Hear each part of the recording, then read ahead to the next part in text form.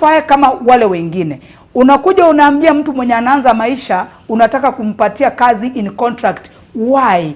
Na alafu unaona TSC ni institution ilikuwa with a lot of organization. Saa hizi nikizungumza na wewe, kuna walimu wale walimaliza waligraduate 2010, saa hii bado wako nyumbani, lakini sababu wale wametoka kwa familia maskini na wajui mtu. Unaona mtu amemaliza 2022 ako under PNP, permanent and pensionable.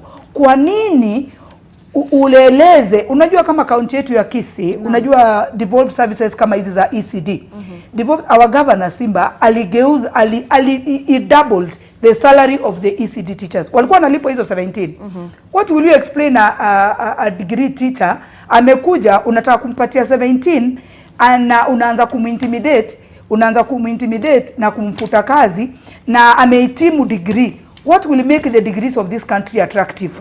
Unaona watoto wetu wanatoka hapo, shida iko Kenya ni nyingi. Nikiangazia tu elimu, wanajua kutransit kutoka primary school to high school. Me I'm 844, so there's a way I don't understand these gradings.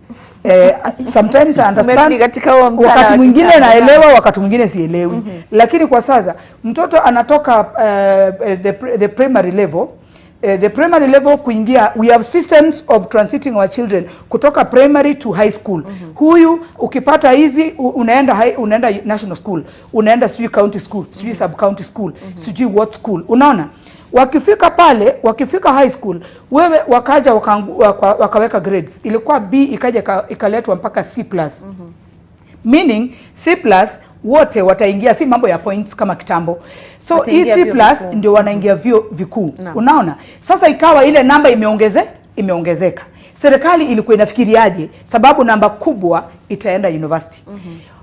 Serikali yenyewe inafika hapo inakuwa bloated. Watoto wetu wanaingia university. Wakishaingia university, siku hizi hata hakuna mwelekeo. Sababu unajua wazazi walikuwa wanafurahia mtoto ameingia university kwa sababu pale ilikuwa nafuu kidogo. Sababu hostel ungeona mtu analipa hata 5 in a whole year. So si kitu ingesumbua hata mama mboga sana, na akichanganya na hii help loan. Saa hii help ieleweki inaanza wapi kienda wapi, kuna percentages, uelewi which graph you are. And at the end of the day unapata watoto they have ended up attracting more help amount yenye watalipa, they will become slaves wanamaliza. So the amount yenye wanalipa help ni nyingi sana. Sasa wale wenye watafaulu kuingia kwa maybe government institutions wenye wanaelewa the salary scale ya huyu mtoto, unapata ameenda a private company anafanya kazi, ameenda pale amekuwa amepatiwa mediocre basic salaries, anashindwa ni loan nitalipa ya help, ni kuoa nitaoa. Naona watoto wetu wengi wameanza kuwa benten hapa nje.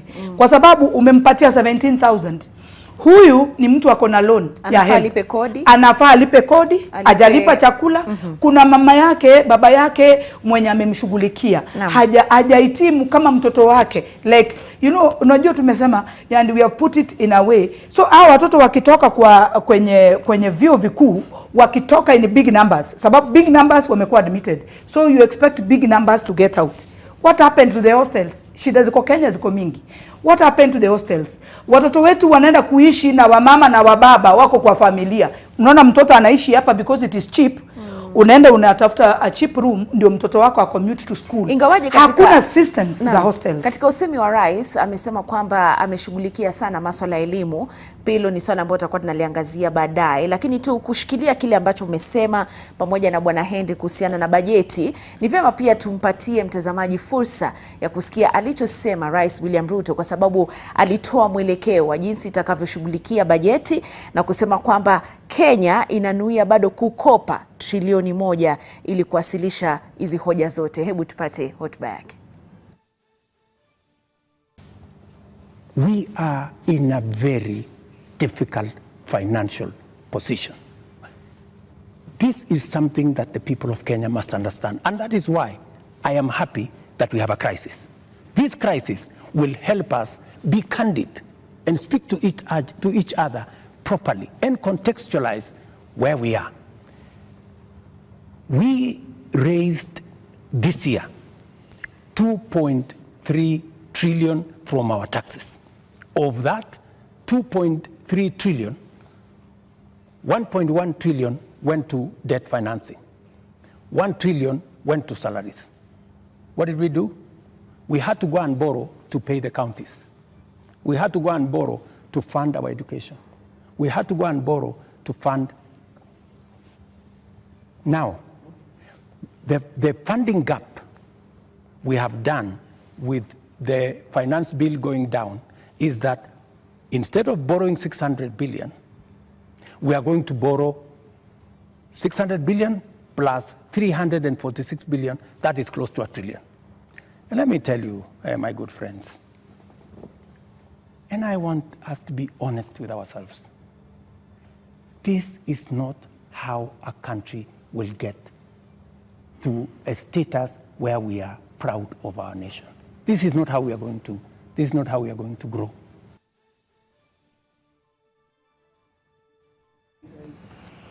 Haya mtazamaji, ndio usemi wake huyo Rais William Ruto kuhusiana na jinsi ambavyo tutaweza kutekeleza haya masuala ya madeni. Kuna swala fulani ambalo ulikuwa unagusia Evelyn kabla sijakata ulimi. Nilikuwa nasema rais wetu nimesikia anasema jinsi watakavyoomba pesa. Kuna swala hajajibu hapo. Kwa sababu unaona nimezungumza, nataka unaweza niruhusu nimalize hii mambo ya university. Malizia, uko na fursa yote mpaka mwezi wa 8. Nataka nimalize mambo ya university. Unaona hawa watoto wetu walikuwa wanaingia kutoka kitambo soft loan, ilikuwa inaitwa boom na serikali ilikuwa inaendelea tu. Sasa hostels sijui zimekuwa commercialized. Buildings zilijengwa 50-60 years ago. Watoto wetu wanalipa fresh. For those hostels bei imeenda juu. Nasikia sasa ni 30 something. Hilo ni swala lile linaleta cost of living juu. Kwa sababu na hizi hostels vile zinapeanwa hatujui vile zinapeanwa, sababu watoto wengi wanaishi kwa vitongoji duni kwa sababu wazazi hawata afford kuwapea pesa ya kwenda kusoma na wapati. So watoto wetu wanaishi ni kama wababa na wamama na wanafaa kuwa students. So there was an advantage why tulikuwa na hostels za watoto za watoto wetu wakiwa university, kwa sababu wakichanganyika na mambo mengine. Ndio maana hao watoto unaona they know so much. Because unajua mtoto akiwa kwa hostel pale. I'm not saying ati ni vibaya wao kujua mambo mengi. Lakini wameona shida, hata wao wame experience shida. Unajua kitambo ni sisi wazazi peke yake tulikuwa tunasumbukana. Ni sisi tulikuwa tunasumbukana na hiyo maneno. Unaona? Sasa wameona vile kumefika. Kitu rais wetu hajasema, sisi we are tax 16%. Kuna pesa za e-citizen. Is a government document. Even aliens they pay. You know, there's what is our tax collection? We don't even know. What is our tax collection? Why mbona a sector of education mbona inadidimia? Shida ni gani? Because sisi we are paying tax. So we are making it look like all of a sudden we are living in a different country and this is Kenya. Mbona hatujui pesa the pesa zenye zinaingia? Kwangu mimi pesa inaingia inakuwa na mianya. Hii mianya ikifungwa na inapojulikana ni mianya gani. Unajua huwezi funga mwanya ujui. Sasa kama e-citizen, kuna vitu nyingi good conduct. Kuna vitu nyingi zinahitajika kwa e-citizen. Kuna pesa inakolektiwa pale. Kuna pesa ya number plates. Unakumbuka number plates siku hizi Kenya mtu unalipa mara 2. Sitaki kuzungumza hawa Gen Z wakuje kusema wananisalimia. Msikuje kunisalimia mimi. Sitaki kusalimiwa mimi na nyinyi. Unaona? Naona hilo jicho ambalo Henry alikuwa ananiangalia. Sasa unaona number plate, umeimport gari. Unaona number plate, lakini mimi si government beneficiary. I've never been even nominated anything. So mimi mtu anajigangania kivyangu. Sasa hivyo msinisalimie. Mbona unaogopa hivi? Mimi vile ninaona watu wanasalimiwa, mimi hata hiyo habari. Mimi sipo. Maisha mafupi mimi sipo. So what is happening? Unaona kama number plates. Kuna vitu hapa ziko fiche which Kenyans need to know. Easy number plates ukileta when you import a vehicle you pay for that old old number plate. Unaona? Kidogo kidogo unahitajika kulipa almost 4,000 for a number plate, one number plate. Hiyo pesa hiyo. Sasa unajua ukiweka mambo zingine makosti, unajua kuna tax, you know you are taxed on that money. The money you are paying for those ninyos iko. Unaona? So where is that money being allocated? Haya, ukiuliza hilo swali la hizo pesa zinaelekea wapi, nafahamishwa kwamba mwanahabari wetu Fred Mwitiriri amekita kambi hapa jijini Nairobi. Mhariri Fred, sijui uko katika eneo lipi la hapa jijini Nairobi?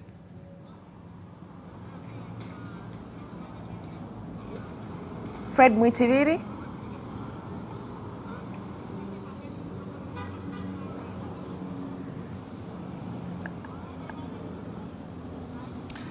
Shukran sana kutoka studio zetu Frida Mwaka. Niko kwenye makutano ya barabara 4. Hii barabara ambayo unaiona kushoto kwangu ni barabara ya kuelekea ikulu ya Nairobi, ambako kufikia sasa vizuizi vya polisi vishatundikwa kusema kwamba hakuna gari ambayo inaruhusiwa kuingia huko au kutoka ikiwa ufanyikazi katika maeneo haya ambayo yanajulikana.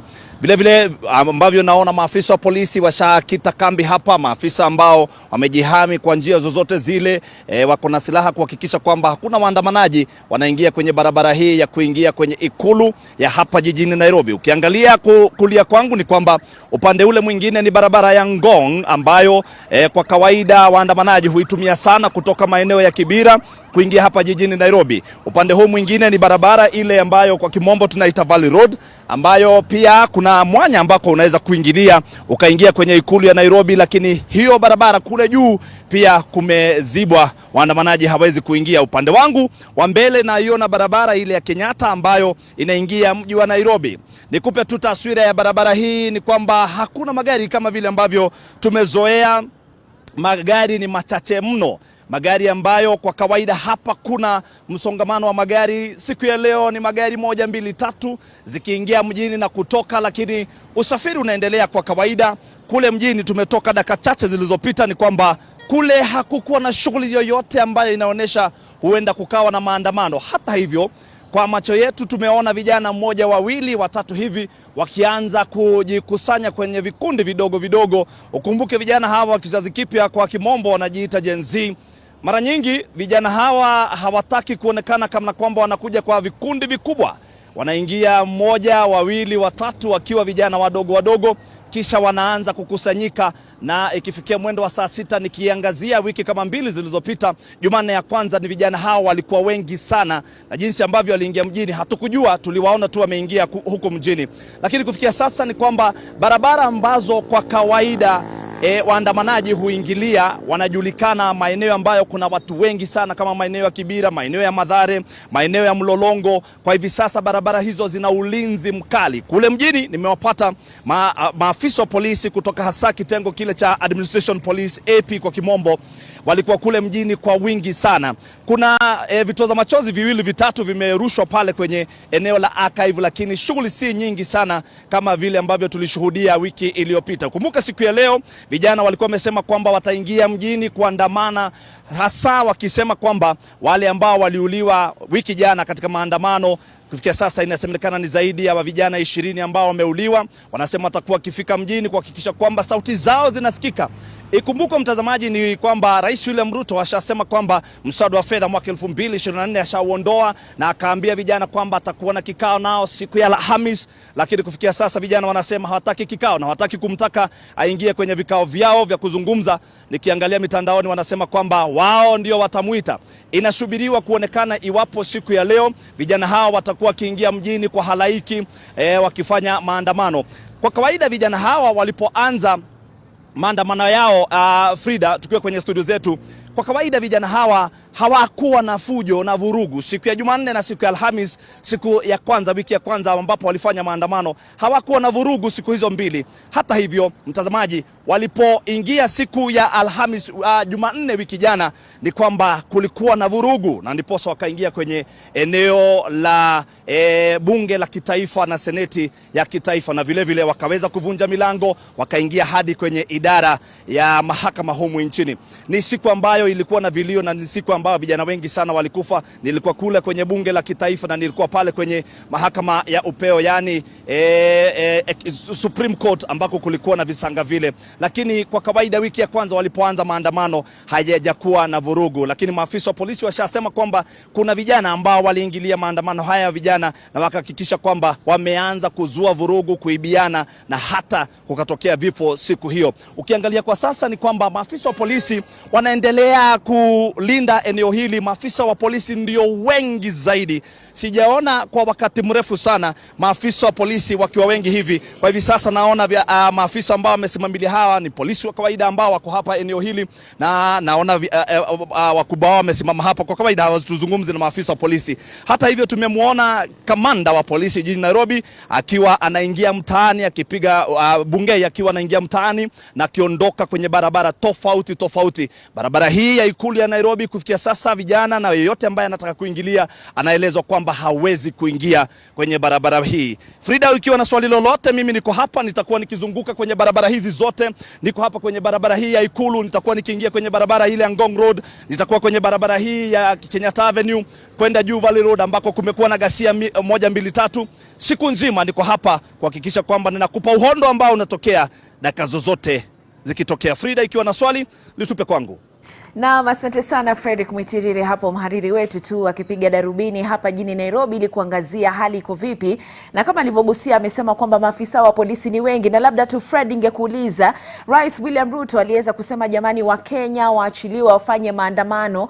Nafahamu kidogo kuna hitilafu ya sauti, lakini tutakuwa tunaungana naye baadaye, mtazamaji atujuze mengi tu. Lakini taswira uliyoipata kutoka hapa jijini Nairobi ni kwamba ipo hali ya utulivu. Bi Evelyn na pia Bwana Henry ambao walikuwa wamenijuza kwamba siku ya maandamano ulitengeneza pesa nyingi sana, hasa hapo kwa bodaboda. Utatuambia, kwa sababu sisi katika macho yetu tunaona kana kwamba biashara yenu iliharibika, na unasema mlienda nyumbani na vinono. Lakini tukiangazia yale masuala ambayo Fred Mwitirire amekuwa akizungumza, mtazamaji wangu, nataka tupige kisengere nyuma tu. Haya maandamano kufikia sasa ikiwa ndio wiki ya 8, yalianza vipi? Ndio maandamano ya 8 yalianza vipi ikiwa ndio wiki ya 3 kunradhi.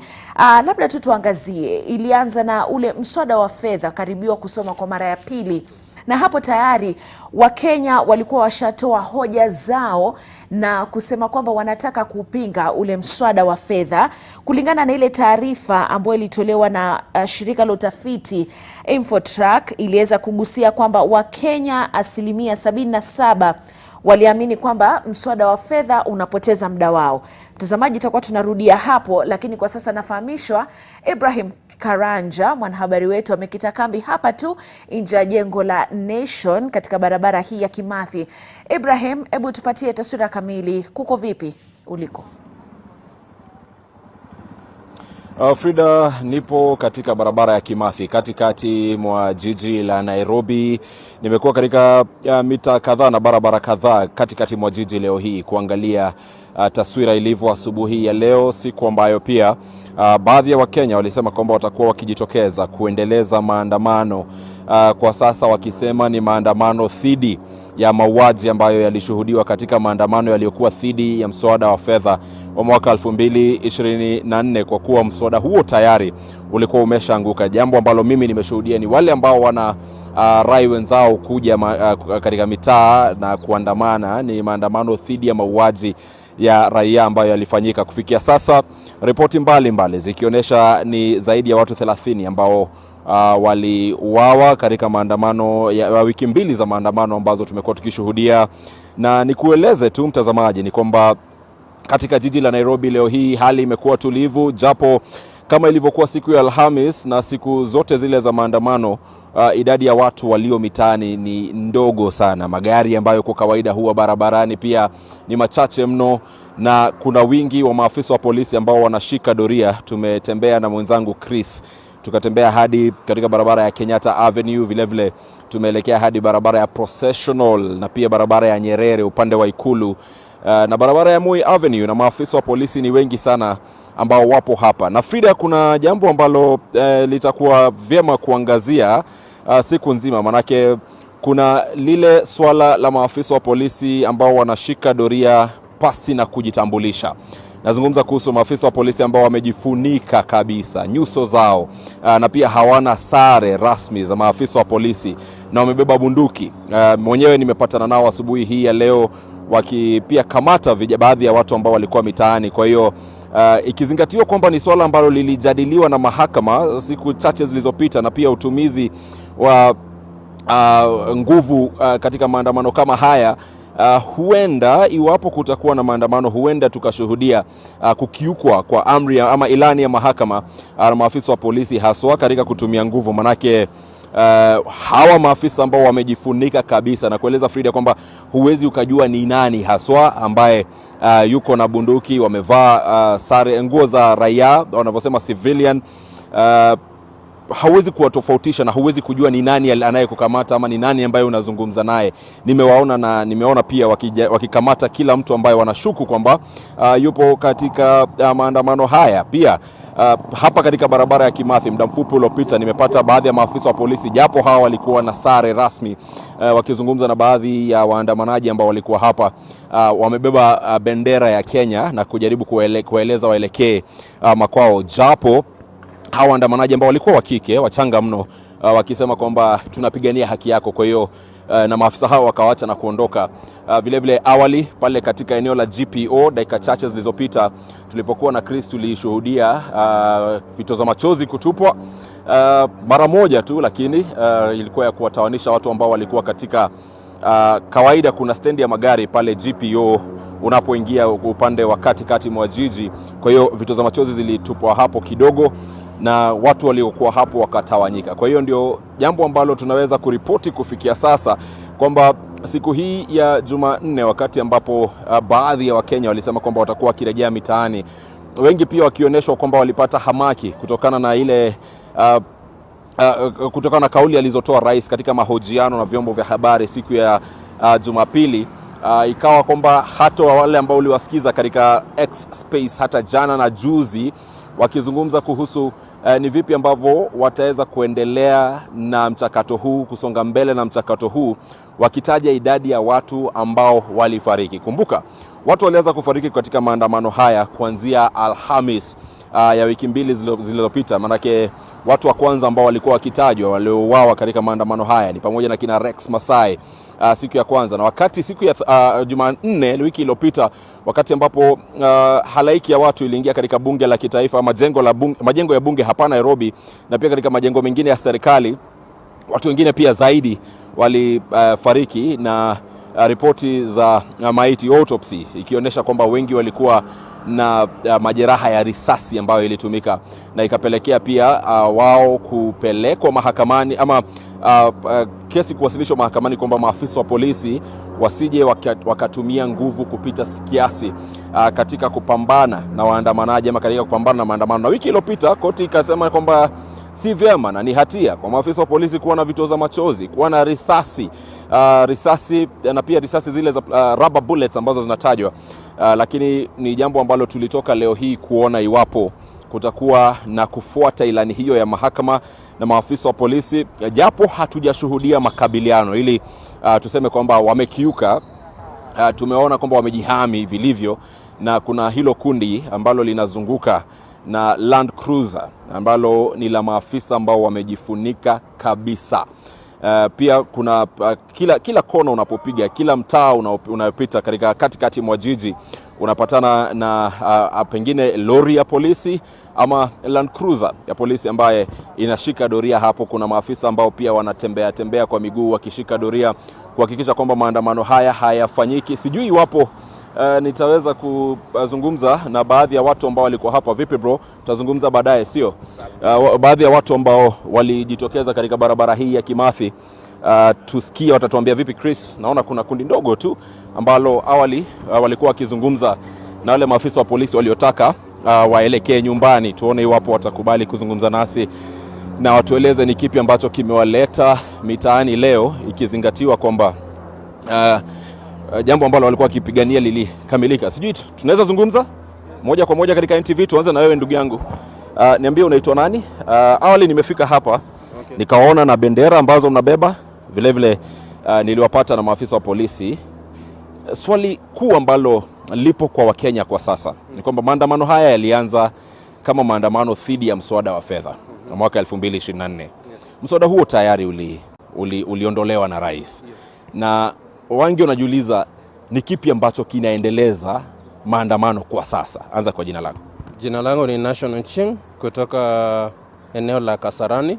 Nimekuja town kuandamana kwa ajili ya wenzetu ambao waliuliwa na polisi kwa njia ambao ni mbaya zaidi, njia ambao si mzuri, kwa sababu walikuwa wanaandamana. They were very peaceful, and these were people that were not holding anything in their hands. They only had the water in their hands. They only had the Kenyan flag, and they were protesting peacefully, and the police killed them. So this is the reason why I'm here today, to join other comrades in at least wishing their relatives condolences, and also standing firm, and also telling Ruto that what he did was very wrong. He need to come out publicly and declare his stand on what the police did to the peaceful protesters. And again, also, we are saying that the government has been infiltrated by corruption. The government has been having issues with the pilferages, public funds, and we don't even know where we go right now if we want to recall any MP. The IBC is not working. So many things are not working in this country. People are just going around in churches, dishing out money, and we have people who are sick in the hospital. My wife just gave birth just a month ago. We are being told there are no vaccines. So these are issues that are affecting us as Kenyans. We can no longer sit in the house and just wait. Asante. Na niruhusu pia nizungumze na mwanadada, marake huyu ni ndugu yetu. Naomba dakika chache sana. Tueleze ni kipi ambacho kimekuleta hapa wewe na mpango ni... Naam, asante sana. Huyo ni mwanahabari wetu Ibrahim Karanja akitujuza tu mengi kuhusiana na kinachojiri hapa jijini Nairobi. Mtazamaji, taswira ni tofauti katika kaunti ya Nairobi na kaunti ya Mombasa. Tuliona kwamba tayari kaunti ya Mombasa vijana wamejitokeza ili kuandamana, lakini hapa jijini Nairobi ni kwamba idadi ni chache mno, ni kama 2 watatu hivi tu. Na pia alivyogusia mwanahabari wetu Fredrick Mwitiriri ni kwamba maafisa wa polisi wengi sana wameweza kushika doria katika maeneo tofauti, haswa barabara hili ambayo inakuelekeza wewe ama inaelekeza wanaosafiri katika ikulu ya Nairobi.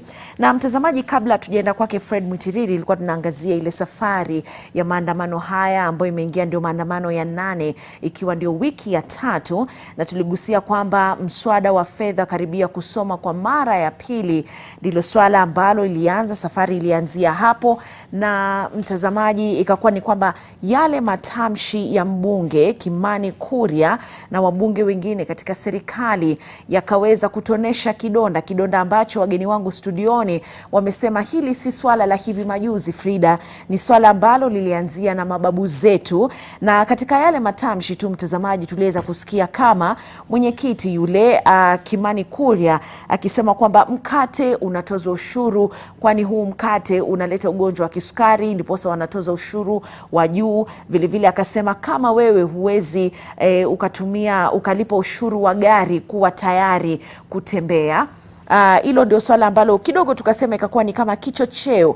Na baada ya kichocheo kile, mtazamaji, tulichokishuhudia ni vuguvugu la #reject finance bill likaanza pale mtandaoni. Hapo ndipo sasa tulianza kusikia majenzi wakijitokeza, wanasema reject finance bill. Ikakuwa ni mdahalo tu ndani ya mitandao yetu ya kijamii, na Jumatatu ambayo ilikuwa ni tarehe 17 mwezi Juni kukatokea yale mabango ya #Occupy Parliament yakaweza kutengenezwa. Yale mabango pia tuliyashuhudia katika mitandao ya kijamii. Ilianza kama mzaha, lakini wale jenzi wakajitokeza na wakasema kwamba tuta occupy nini ile parliament. Na mtazamaji, ilipofika tarehe 18 mwezi Juni, ikiwa ni siku ya Jumanne, maandamano ya kwanza yakafanyika chini ya lile vuguvugu la Occupy Parliament. Majenzi wakajitokeza barabarani, na maandamano haya tuliyashuhudia sana hapa jijini Nairobi, ambapo vijana hawa walijitokeza kwa amani.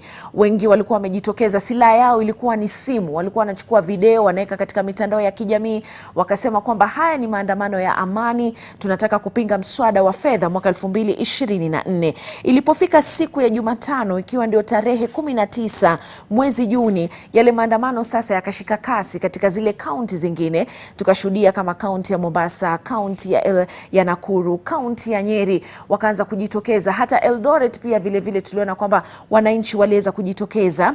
Na ilipofika siku ya 3 ambayo ikakuwa sasa ni maandamano ya Alhamisi tarehe 20 mwezi Juni, maandamano pia vile yakakithiri. Lakini mtazamaji, sasa hapa mkondo ukakuwa ni tofauti.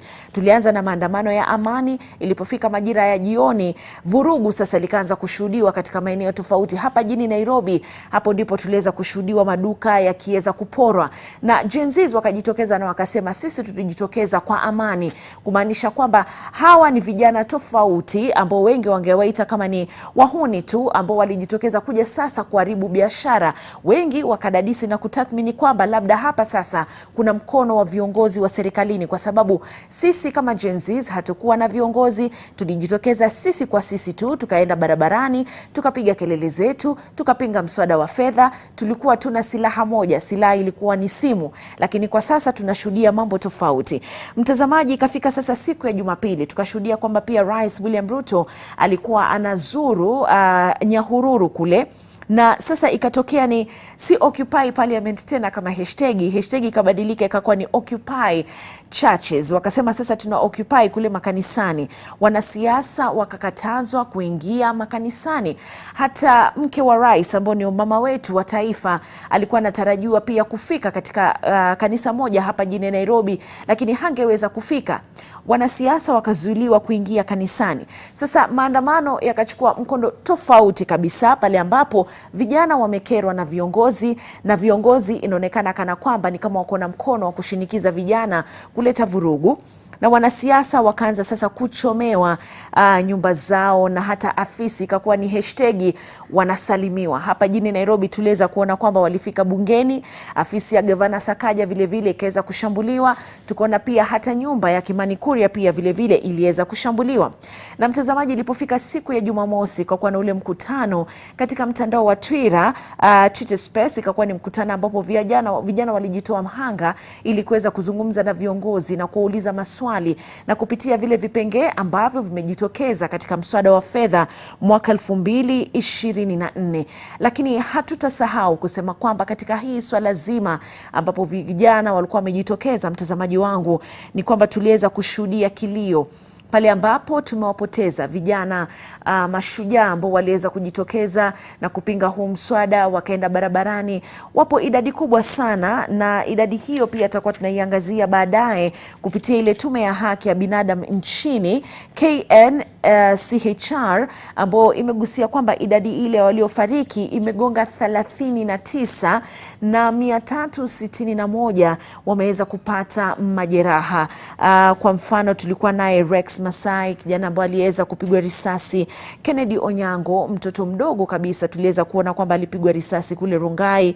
Kevin Madanga kutoka Nakuru. Hawa ni baadhi tu ya wale vijana ambao waliweza kupoteza maisha yao. Daniel Kakai pia vile vile alipoteza maisha yao. Na ndipo sasa hii leo, mtazamaji wangu, tumeingia siku ya 8 ya maandamano. Jijini Nairobi si mengi ambayo yametokea, lakini kaunti ya Mombasa tumeona kana kwamba vijana wamejitokeza, ikiwa ndio wiki ya 3. Bi Evelyn, ndio safari hii ya maandamano. Na Bwana Henry umesema kwamba bado mapambano, mtazidi kukimbiza hawa viongozi, liwe liwalo, lazima watekeleze wajibu wao.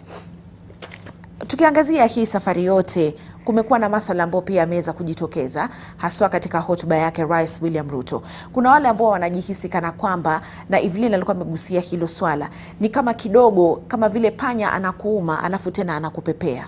Wanasema kwamba katika hotuba yake Rais kuna masuala mawili matatu ameweza kugusia, lakini pia tukisoma hata katika vitabu hivi sasa tunasikia kwamba wapo viongozi wa bunge ambao wanafaa kuongezwa mishahara. Swala kama lile mnalichukulia vipi?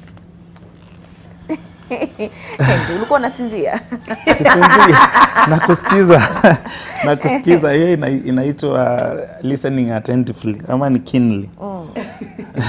So mwanzo mimi wakati nilikuwa natoa hoja pale awali, nilikuambia kwa hawa wabunge wetu wakisikia kuna mahali mshahara unafaa kuongezewa, wao wako kipaumbele sana kukimbilia hilo jukumu, na utaona malumbano yale huwa unaona. Hata kwa finance bill tumeona malumbano, kumekuwa na mgawanyiko, lakini ukisikia ni mshahara wao, mshahara wao wanapitisha softly and swiftly. Unasikia tu ilikuwa sheria. Mshahara wao hauna maandamano. So mshahara wao hauna maandamano. Na hii tabia ya wao kujiongezea mshahara ovyo ovyo ndio inafanya unaona watu wako nje, kwa sababu tunajiuliza, surely sisi tumeambiwa na rais we live within our means, and our means starts from our tax money. the taxpayers money. Hapo ndio means zetu zinafaa kuanzia. So pale kwa means zetu wanachukua kila kitu, wao wanakula hizo na bado asiwatoshi, wanataka kuenda kukopa wajiongezee. Unaona, sasa hapo ndio mahali shida zetu ziko. Na hizi shida zetu tulikuwa tunasema hivi, kama for example saizi ukiangalia kama Nairobi maandamano hayako sana, na hii mimi naweza chukulia kwa mtazamo wangu ni kwa sababu ya ule uharibifu mwingi ambao ulifanyika na maafisa wetu wa polisi. Walitishia vijana wetu sana, waliwapiga vile uliona, wakaenda Githurai usiku, ikakuwa sasa ni massacre. Wanashoot bila kujua wanashoot nani, kama ule msichana alikuwa kwa kibanda na mamake akiwa ametoka half term, amekuja kulizia pesa ya chakula, aenda kanunue chakula. It is so pathetic that you are just shooting and you don't know who you are shooting. Sisi wakati tunapigana saa hizi, wale wa jamaa ile mshahara wanafaa kujiongeza pale juu, tunataka waongezea afisa wetu wa polisi. Kwa sababu wa polisi wetu pia hawana pesa. Ukijaribu kuangalia salary of a police, ukiangalia payslip, huyu mtu anapata maybe ni 60,000. Yani inakatwa inakuja 30,000 ama 25. So huyu jamaa kama vile nilikuambia, akiwa kwa maandamano na bahati mbaya, unajua kwa maandamano anything can happen because we have normalized that maandamano Kenya lazima yakuwe ya fujo.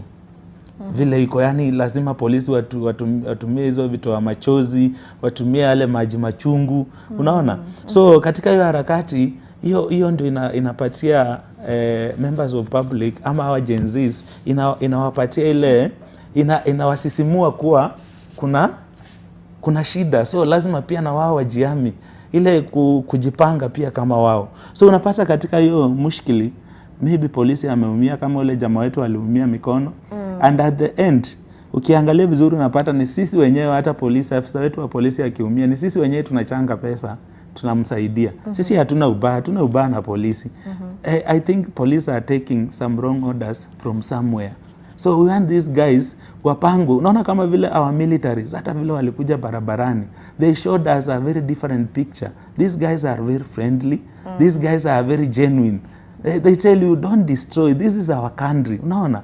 So you do your demonstrations peacefully. Na sisi hatuna shida na mtu, lakini sasa ikifika hapa mahali pa wewe unipige nife, na Frida anaangalia, Frida na anafikiria sasa next ni mimi. Frida kuna ile mchichimko atakuwa nao ndani yake ambao utamfanya pia akue violent. Na they should know that huwa tunasema a hungry man is an angry man. Is a hungry man. So these guys are hungry. Which means they are angry. So tusiwa provoke. Na pia wale polisi pia ni vijana wetu, tusiwa provoke. I think you saw the police officer crying that the brother that had just finished school recently, na yeye ndiye alikuwa analipa. So these guys are our parents. They are supporting us. Lakini Bwana Henry, wewe mwenyewe pia ulikuwa pale barabarani na bodaboda yako. Taswira haswa ilikuwa ni ipi? Nani kamchokoza mwingine? Acha nikwambie Frida. I think 2007 nilikuwa namaliza shule. Hiyo mwaka ndio nilianza kuwitness maandamano wakati wa Baba na Kibaki. Yale maandamano yalikuwa machafu. Ulikuwa hata uwezi toka mahali huko. Tumekuja maandamano mengine ya IEBC na maandamano mengine sijui kura zimeibiwa, yale ya last election. Yale maandamano yalikuwa mabaya kabisa. Hata wewe mwenyewe ulikuwa unasikia maandamano unaenda unaweka pikipiki yako. Lakini let me tell you, unaona hii maandamano ya juzi, those guys were very peaceful. Isipokuwa polisi walikuwa wanatupia watu vitoa machozi wasije town mjini. Lakini kuna wale waliokuwa mjini na kuna wale walikuwa kule barabarani. Sisi tulikuwa tunaingia katika wale waandamanaji na tunaendelea na kazi yetu kama kawaida.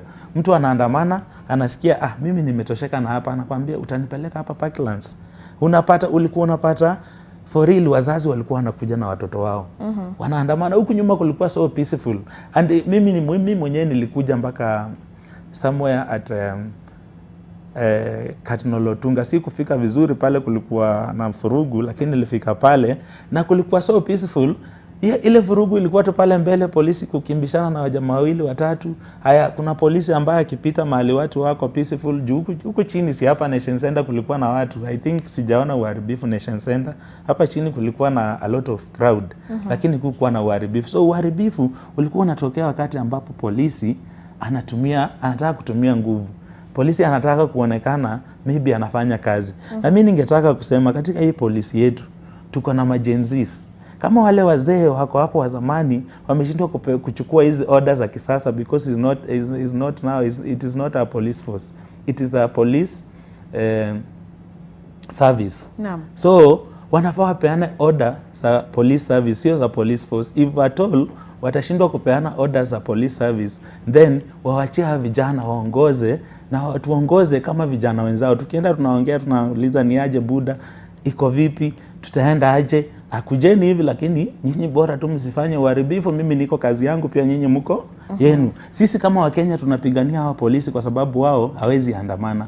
So wakituona wasituone kama sisi ni maadui. Naam. Sisi ni Wakenya wenzao. Naam, na ningependa tu hivi sasa, baada ya alichosema tu Bwana Henry kuhusiana na maafisa wa polisi kuchukua doria na kushika doria na pia kuweza tu pale ni kama hawapatani na wale ambao wanaandamana, Rais William Ruto pia vile vile aliweza kugusia hilo swala alipokuwa anafanyiwa mahojiano na wahariri kuhusiana na swala hilo la kuamuru pia jeshi kushika doria, mtazamaji, na alikuwa na hili la kusema.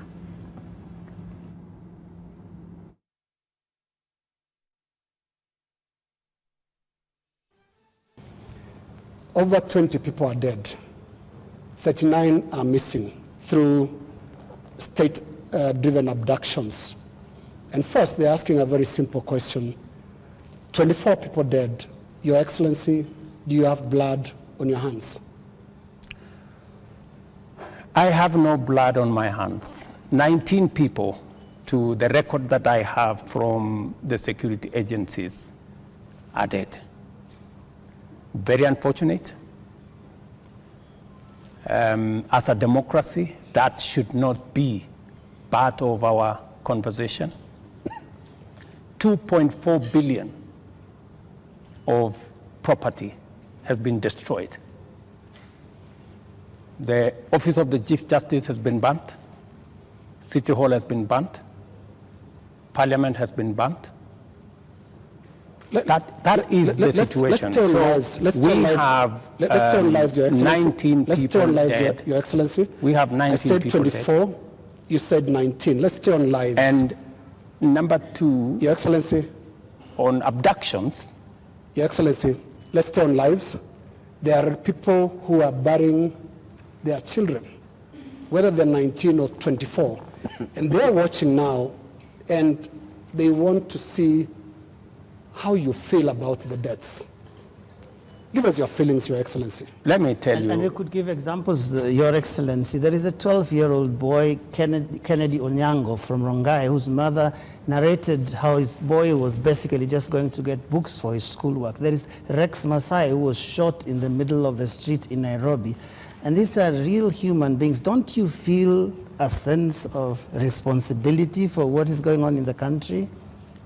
Let me tell you the following. Any life that is lost is something that must bother anybody, beginning with myself. And it is the reason why I have told you that when I came into office, I said three things. Number one, I said there will be no extrajudicial killing in Kenya. That's number one. And I have made sure that there is no extrajudicial killing in Kenya. That's number one. Number two, when I came into office, I said I want an independent police service. And I did sign the necessary instruments so that the police does not need permission, does not need authority, and does not report to the office of the president. The police operational, financial independence, I have made sure that the police don't have to ask me, don't ask anybody. They operate independently. Those who attacked Parliament are on CCTV. Those who attacked the judiciary are on CCTV. Those who attacked everywhere, those who destroyed people's shops are on CCTV. Many of them are on the run, but we will catch them. Similarly, Your Excellency. Are the funders Similarly, Your and Excellency. financiers in Similarly. To your question, so the police are at it. Because if we don't deal with impunity, we will not have a country. Now, similarly, Your Excellency, you speak of them, protesters, being on CCTV. Not the protesters, I'm saying the criminals who attacked Parliament. Right. Now, every policeman also, without uniform, conducted an abduction has also been captured on camera. Those who captured Shad. Na mtazamaji, ndio usemi wa Rais William Ruto hapo akifanywa mahojiano tu kuhusiana na hili swala zima la maafisa wa polisi kushika doria, wengine wakahisi kana kwamba wameshika doria kupita kiasi, na hata pia Rais William Ruto pamoja na Wizara ya Ulinzi kuamuru jeshi kushika doria. Na kabla hatujarudi kwake Henry ambaye alikuwa anatupatia taswira kamili ya jinsi hali ilivyokuwa hapa jijini Nairobi, yeye kama mwanabodaboda anafahamishwa kwamba mwanahabari wetu Ruth Samuel mpaka Alhamisi ili kupata mazungumzo na rais, ni ya kwamba hatukubali uongozi wake, hatukubali watu ambao wanafanya kazi kando yake, hatukubali viongozi wa Kenya Kwanza, watu kama Kimani Ichung'wah, watu kama Osoro, vile wanazungumza na vijana ni mambo ambayo hatutaki kuyaona kabisa. Kuyasikia. Geoffrey Mboya, ukizungumzia kuhusiana na hayo, kile ambacho umeibua, umesema kuwa vijana wanatoka maeneo tofauti tofauti na kila eneo liko na matakwa yake. Nikimhusisha Kennedy Sankara, je, unadhani kuna haja basi ya vijana kuanza na kutafuta kiongozi wao ili waweze kwenda kuwakilisha na kusema kuwa haya basi, tumesikiliza matakwa ya kaunti ya Mombasa, matakwa ya kaunti ya Laikipia, vijana hao basi wamesema kuwa tunataka hili na hili. Je, unadhani kuna haja basi ya kuanza kutafuta kiongozi ambaye atawakilisha vijana? Shinikizo la kuwatafuta viongozi wapya wa Gen Z ni ishara kwamba bunge la kitaifa limeweza kufeli. Manake kikatiba tunapojumuika kupiga kura cha urais na cha wabunge, tunawachagua viongozi ambao watatuwakilisha kule bungeni. Kazi ya wabunge kikatiba ni kazi tatu. Moja ni uwakilishaji wa wananchi, ile ingine tunasema ni kuipiga dosari serikali kuu ama oversight. Alafu tena kuna ile legislation, kubuni sheria. Sasa iwapo tutashinikiza kuchaguliwa upya kwa viongozi wa vuguvugu ama hii tunaitaje vijana wa Gen Z, tunaashiria kwamba tunaenda uchaguzi mpya. Je, kama tuko na mbunge ambaye amechaguliwa kutuwakilisha, unatuambia tena tukue na uchaguzi kwa vijana wetu ili wenye watatuongoza? Ni nini tunasema aswa? Rais aje kwenye kongamano la vijana akisema leo mimi kama rais anaweza safiri, anaingia kwa ndege hivi kidogo kidogo yuko USA, anarudi hivi amebadilisha koti yuko South Africa, kesho asubuhi yuko UK. Rais anaweza tembea 47 counties kwa siku 3 ama 4 ama kwa siku 47. Aseme kwa kila siku nitakuwa kwa kaunti fulani, tutakuwa tunakongamana. Niseme kwa mfano mimi kama kijana, kwetu ni Kisumu, mimi mkazi wa Nairobi, tutakuwa tunakutana kule kwenye Jomo Kenyatta Sports Ground amba Oginga Odinga Sports Center hapo Kisumu. Vijana wajiandikishe waje, kwa wale ambao wanataka kuzungumza wajiandikishe, maana lazima tukue na utaratibu, sio kila mtu anazungumza, bali tusiwachagulie wazungumzaji, tuwape nafasi wao wajiorodheshe wao kivyao. Tukisema the first 100 to register, utakuwa unakuta unaelekea pale na kitambulisho chako cha kitaifa, ujiandikishe kama moja ya vijana ambao wangependa kuzungumza. Itakuwa inafanywa kwa njia ya uwazi, njia ya uhuru, ili hawa vijana wote wahusishwe. Manake tukilimit conversation hii kwa X, na kuambia leo hii hata ukiteremka kule jijini Nairobi, vijana ambao wako kwenye mstari wa mbele kuongoza maandamano sio wenye wako kwenye X, kwenye Facebook ama WhatsApp. Hawa ni wazalendo ambao wamegadhabiwa na kufeli kwa upande wa serikali. Ni jinsi vipi tutaweza kuwaunganisha pamoja ili tusiwe na classical wars, tuwalete wananchi. Kama tulipigia rais kura kwa njia ya kupanga foleni na hisia kwamba ipo uwezo wa rais kuzungumza na vijana kupitia njia ile ile, manake unaposisitiza ya kwamba lazima tuwe na viongozi, basi vunja bunge, tuende uongozini, tuchague viongozi wa Gen Z wakuwe wabunge, uwaite Ikulu mzungumuze. Kwa wakati huu tupo na bunge ambayo imefeli. Moja kati ya shinikizo la hawa vijana sisi ni kutupiliwa mbali ama kuvunjwa kwa bunge, ambayo rais kidogo ananunua muda ama anasema buy time ana sita ananunua muda ama anauza muda, whichever the case. Sasa hivi sisi mimi kama Sankara nitasisitiza, na kuna siku nitabanduka, rais njoo tuzungumuze, beba kiti, kuja na maafisa wa askari, hata ulete jeshi, jinsi tumeweza kuwaona pale. Tuhakikishe ya kwamba wale ambao wanaingia kwenye ukumbi ni wananchi ambao wanakuja kwa mazungumzo, bali sio vita, ili tuongee moja kwa moja. Mambo ya X weka kando, angalia vijana wangapi wako, tufanye digital survey, tuangalie vijana wangapi wako kwenye mtandao, tuangalie digital connectivity ama internet connectivity. Serikali ya Kenya Kwanza ilituahidi na kila mama mboga atakuwa anauza mboga akiwa online. Mimi kwetu hakuna huo internet connectivity kwa soko. Tuite watu in person presentation, the best. Rais atapenda. Mambo ya X, mambo ya Ikulu weka kwa sanduku. Wewe kuja kule kwenye kongamano la vijana tuweze kuzungumza. Ukisema leo hii utakuwa Nairobi, tutakuja. Ukienda Kisumu, tutaenda. Ukienda Mombasa, uongee nao watu kisha useme kwa kuwa nimeweza kuzungumza na vijana kwenye taifa mzima.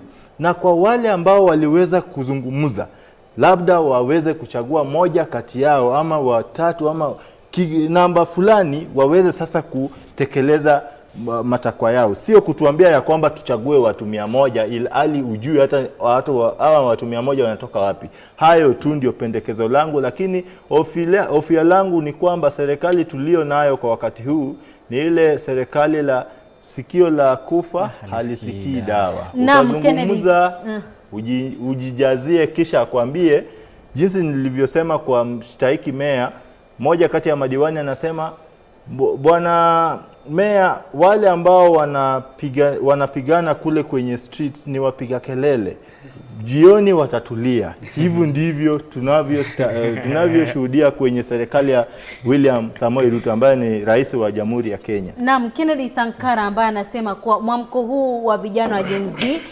umesaidiwa sana na kutumia na kusoma fasihi simulizi, ikiwa ni Kifo Kisimani, Betrayal in the City, mambo mengi sana ambayo amezungumza, ndio maana yanapatia vijana wa Gen Z mwamko wa kuwajibisha viongozi. Lakini tutakuwa nampatia fursa Jaganyi Amos. Naam. Tukizungumzia kuhusiana na kuna haja ya kikao kufanyika kati ya serikali na vijana. Lakini kumbuka mwaka 2022 tulimwona Rais William Ruto alielekea kila kaunti akifanya kampeni. Na jambo ambalo lilikuwa linajitokeza katika kampeni hizo ni kuwa anatambua matatizo ambayo yanamsibu kijana katika makaunti tofauti tofauti. Je, unadhani kitu gani ambacho kimebadilika hivi sasa? Je, vijana wamebadilisha maslahi yenu ama matakwa yenu kutokana na kile ambacho mlikuwa mmeahidiwa na serikali, ama ni kitu gani ambacho kinafanyika hivi sasa?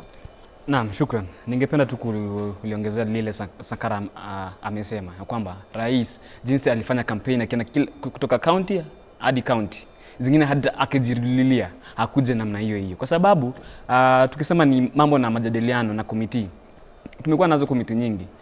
The recent one ile karibu sana NADCO, hadi sasa hatujaona matukio yake ama mafanikio yake. Kwa sababu hadi nilikuwa naona mwanaharakati fulani analekea kotini kuuliza yale mapendekezo ya NADCO yamefikia wapi, ni jambo gani ambalo limechukuliwa kuhusiana nalo. La pili, rais kuja katika mtandao wa kijamii na kuungana na vijana X kwa majadiliano, sidhani kama itabadilisha chochote, kwa sababu amekuwa akiwajadiliana hata pale bungeni. Tumekuwa tumeona majadiliano kuhusu komiti tofauti kuhusu yale ambayo yanatokea, hatujaipewa ripoti inatoka. Lakini haya maandamano kwa siku 3 ni kurejesha bila majadiliano. Jambo moja katika lile komiti la NADCO ilikuwa kuhusu composition of the IBC. Within 3 days, alikuwa na interview pale Citizen within 3 days tumeona rais amekubali. Leo nikipitia magazeti amekubali kwamba the IBC lile kamati la IBC litajengwa litaundwa within 10 days. Kumaanisha haya maandamano yana manufaa within the same period. Tumeona amevunjilia yale ofisi ya the first lady na second lady within the same day, within the same days. Kuna mambo mengi, kuna the ofisi, kuna constitution, kuna pia amevunjilia alipendekeza kuvunja. Hawajatoa tangazo rasmi ya kwamba siku ya leo ni bajeti imeanza kuondolewa. But angalau tunaona ya kwamba angalau haya maandamano yanaharakisha yale ambayo yamekuwa yakiongelelewa kwa muda mrefu. Kwa hivyo sioni kama size ni wakati wa majadiliano. Majadiliano yangekuwepo kabla hata hii maneno ya financial bill. Size ni matendo. Na nashukuru Mungu angalau haya maandamano yanazua matunda matamu. Kwa hivyo sidhani. Naam, shukrani sana Amos, lakini picha ambazo unaziona katika runinga yako ni katikati mwa jiji la Nairobi.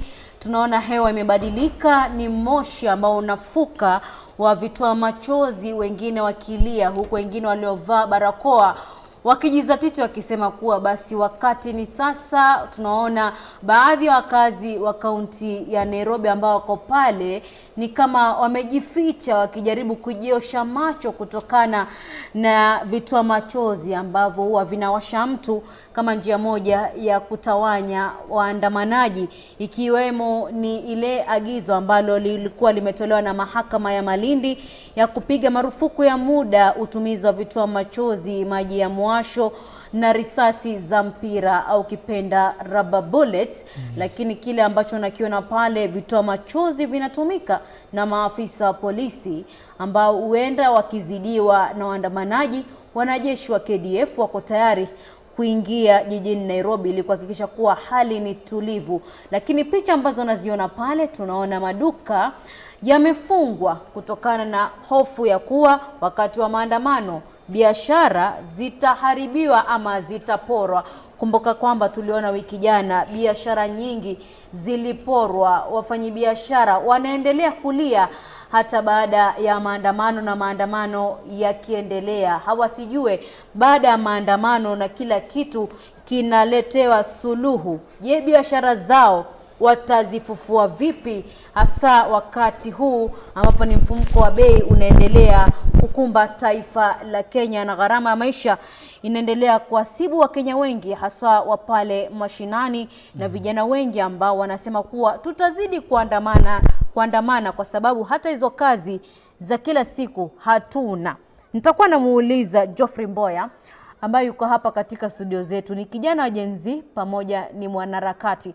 Kuna jambo ambalo lilikuwa linazungumziwa pale katika mahojiano na Rais William Ruto siku ya Jumapili, na kile ambacho alikuwa anazungumzia katika matokeo yenu ya vijana wa Gen Z, mlikuwa mnasema mawaziri wote ambao wamehusishwa na kashfa za ufisadi wanafaa kutolewa mamlakani, na mkatoa mfano waziri wa kilimo Mithika Linturi. Lakini kile ambacho Rais William Ruto alijibu, alisema hakukuwa na ushahidi wowote, ndio maana basi kufikia sasa hajamtoa mamlakani. Mtazungumziaje kuhusiana na kushinikiza serikali kuondoa maafisa serikali ambao wanatekeleza ufisadi humu nchini? Isitoshe kuwa inakuwa vigumu kutafutia maafisa hao ushahidi na kuwafikisha mahakamani, na wale ambao wanafikishwa mahakamani pia inakuwa ni vigumu kuanza kuwatolea ile uamuzi kutokana na ile kesi ambayo imeshtakiwa dhidi yao. Kiukweli ufisadi umekithiri katika serikali ya William Ruto, kwa sababu ikumbukwe ya kwamba kuna baadhi ya maafisa ama viongozi ambao wako upande wake ambao walikuwa na kesi kadhaa katika mahakamani, waliondolewa makosa hayo yote na wako katika hii serikali. Vile vile tumeona shida kama ya fertilizer. rais na viongozi wake wana mawazo tofauti. Kulikuwa na investigation ambayo iliweka wazi ya kwamba hii fertilizer ilifikia wakulima katika pande tofauti. Kulikuwa na vikao ambazo zilitengwa kufanya investigation. Baadhi yao pia wakuweza kuleta wazi ya kwamba hii fertilizer ilifikia wakulima, hii fertilizer ilifikia watu ambao waliamini ya kwamba watapata mapato mazuri, lakini hatuoni msimamo dhabiti wa serikali ya kupinga viongozi ambao wako na ufisadi. Tumeona viongozi wenyewe wakipigana vita wao kwa wenyewe. Naam. So tunasema ya kwamba hatutakubali tena viongozi wafisadi kuendelea kuwa na viti na tutazidi kuandamana. Naam, mkizidi kuandamana Geoffrey, kumbuka kwamba tumeona Rais William Ruto akisema kuwa wale ambao walikuwa wameshukiwa na sakata ya mafuta ya kupikia aliwafuta kazi na bado kesi yao inaendelea. Kwa hivyo anasema kuwa ako tayari kuhakikisha kuwa ufisadi hauendelei katika serikali yake ya Kenya Kwanza. Lakini tutakuwa narejea hapo kutokana na kile ambacho tunazungumzia kuhusiana na ufisadi ambao umekithiri humu nchini, tukiwa naye Kennedy Sankara. Lakini kwa sasa naarifiwa mwanahabari mwenza Joel Chacha yuko katikati mwa jiji la Nairobi atuchoree picha kamili. Joel Chacha, kama unanipata vizuri, hebu tuchoree picha kamili, ni kitu gani ambacho kinaendelea pale katikati mwa jiji la Nairobi? Je, waandamanaji wamezidi kufurika ama idadi ya waandamanaji imepungua kutokana na ile utumizi wa vitoa machozi kutoka kwa maafisa wa polisi?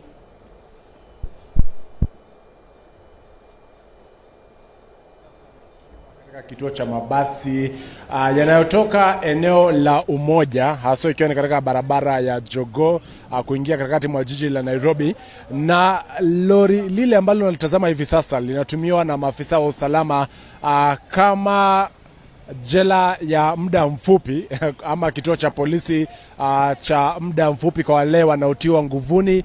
Basi wanafikishwa kule, na baada ya kufikishwa katika lori hilo kuna gari lingine la polisi ambalo linakuja kuwachukua. Lakini hivi sasa tu nikupe taswira ya moja kwa moja kwa yule abiria ambaye ametoka katika ama ameweza kushuka gari kutoka eneo hili ama katika kituo hichi cha mabasi cha Umoina.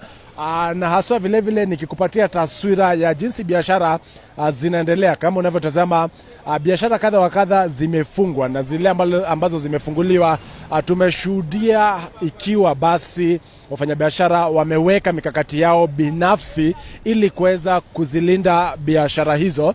Na kwa hivyo kwa kawaida, Mariam, eneo hili huwa na biashara ambazo zimekithiri na zinafanya vyema kabisa, hasa ikiwa ni biashara ndogo ndogo na vile vile zile za maduka.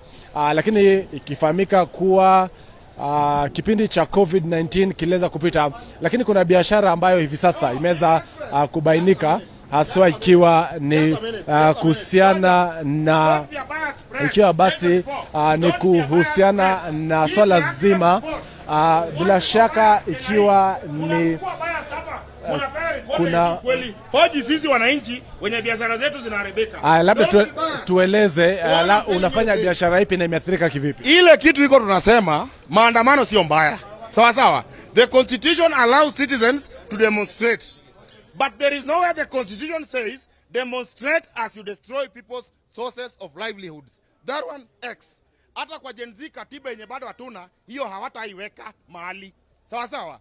We cannot have hoodlums, hooligans coming to town, destroying people's businesses and sources of livelihoods, burning shops. These shops are closed because of fear. Not fear of demonstrations, but fear of hooligans joining the demonstrations and causing havoc. Sawa sawa. And this is what we are saying. Mimi kama mzazi, I'm a Gen Z parent. Sawa sawa. My firstborn son, second and third, wote wako category ya Gen Z. But I'm telling you, irritated as I am, okay? I do a business of fumigation and cleaning. Saizi hata client nikipigia simu wanasema huwezi kuja. Sawa sawa. Why? Anaogopa nini? Maandamano. Wazazi wakishaogopa hii maandamano, how am I going to pay their school fees? Question number 1. Sawa sawa. Question number 2. Hakuna kitu hii dunia yenye haina kiongozi. So don't hide behind the mask of telling us we have no leader. Even like Victoria has sources and tributaries. Sawa sawa. Na kama hakuna kiongozi, shida ikiwapata mtu asiongee. Tuambiane ukweli. And we cannot. Sasa serikali ikisema imeyield, who are we talking to? We have no papa mali itafit vijana 1500 ama milioni 1. Everything must have a head. Shukran sana. Bila shaka nyinyi kama media report the truth. Kabisa.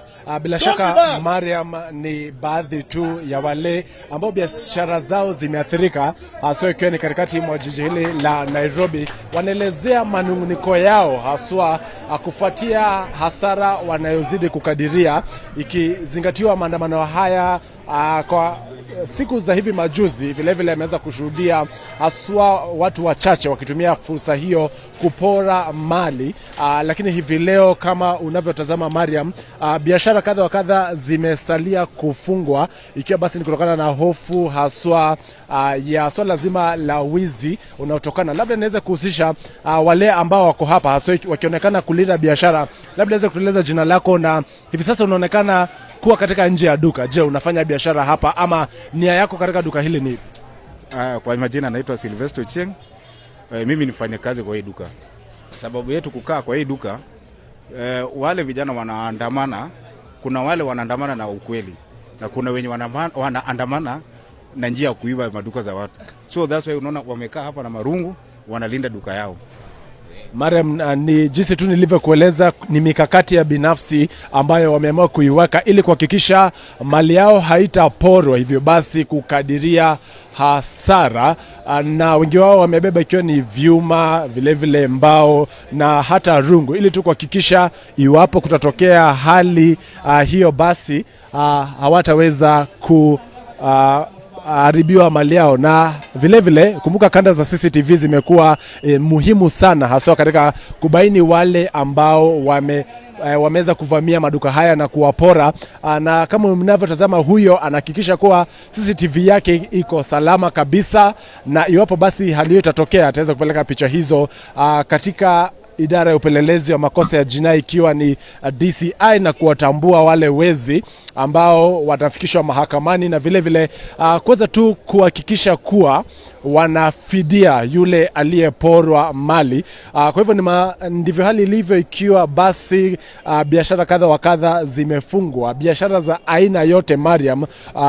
Na kulingana na Rais William Ruto, biashara wiki iliyopita zilikadiria hasara ya takriban shilingi bilioni 2.5, lakini wafanyabiashara wanasema kuwa huenda fedha hizo ni kidogo, na ukijumuisha labda fedha hizo zinaweza zikafika angalau bilioni 3 kwenda juu. Kwa hivyo hivi sasa ni katika eneo la Ludhuli, vilevile ikiwa ni maeneo ya kuuza televisheni, simu na bidhaa mbalimbali za kielektroniki, na kutokana na hofu kuwa huenda maandamano yakatumiwa vibaya ama nafasi hiyo ya maandamano ikatumiwa vibaya na wezi, ndiposa tunaona kuwa biashara hizi haswa za bidhaa za kielektroniki zimefungwa.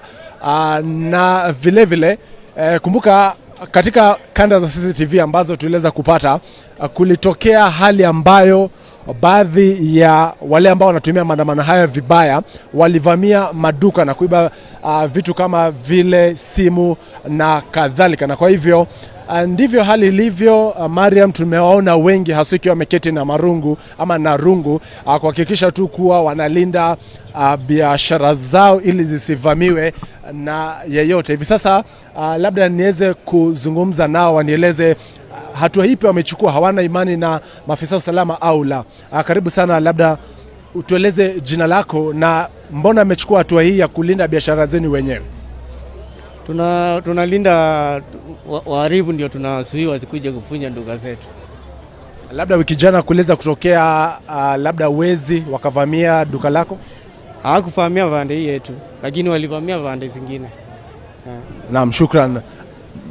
Ndivyo hali ilivyo, ikiwa haswa ni katika eneo la Luthuli, eneo ambalo kwa kawaida huuza ama maduka haya huuza ikiwa ni bidhaa mbalimbali za kielektroniki, na Wakenya hii leo ama wafanyabiashara hii leo wamejitokeza kimasomaso na kutumia njia zao ili kuhakikisha tu kuwa wanadumisha usalama. Na vile maafisa wa usalama Mariam wako katikati mwa jiji la Nairobi. Hapo awali tuliwaona wakiweza kuwatawanya waandamanaji waliokuwa wakiwarushia mawe kutumia vitoa machozi.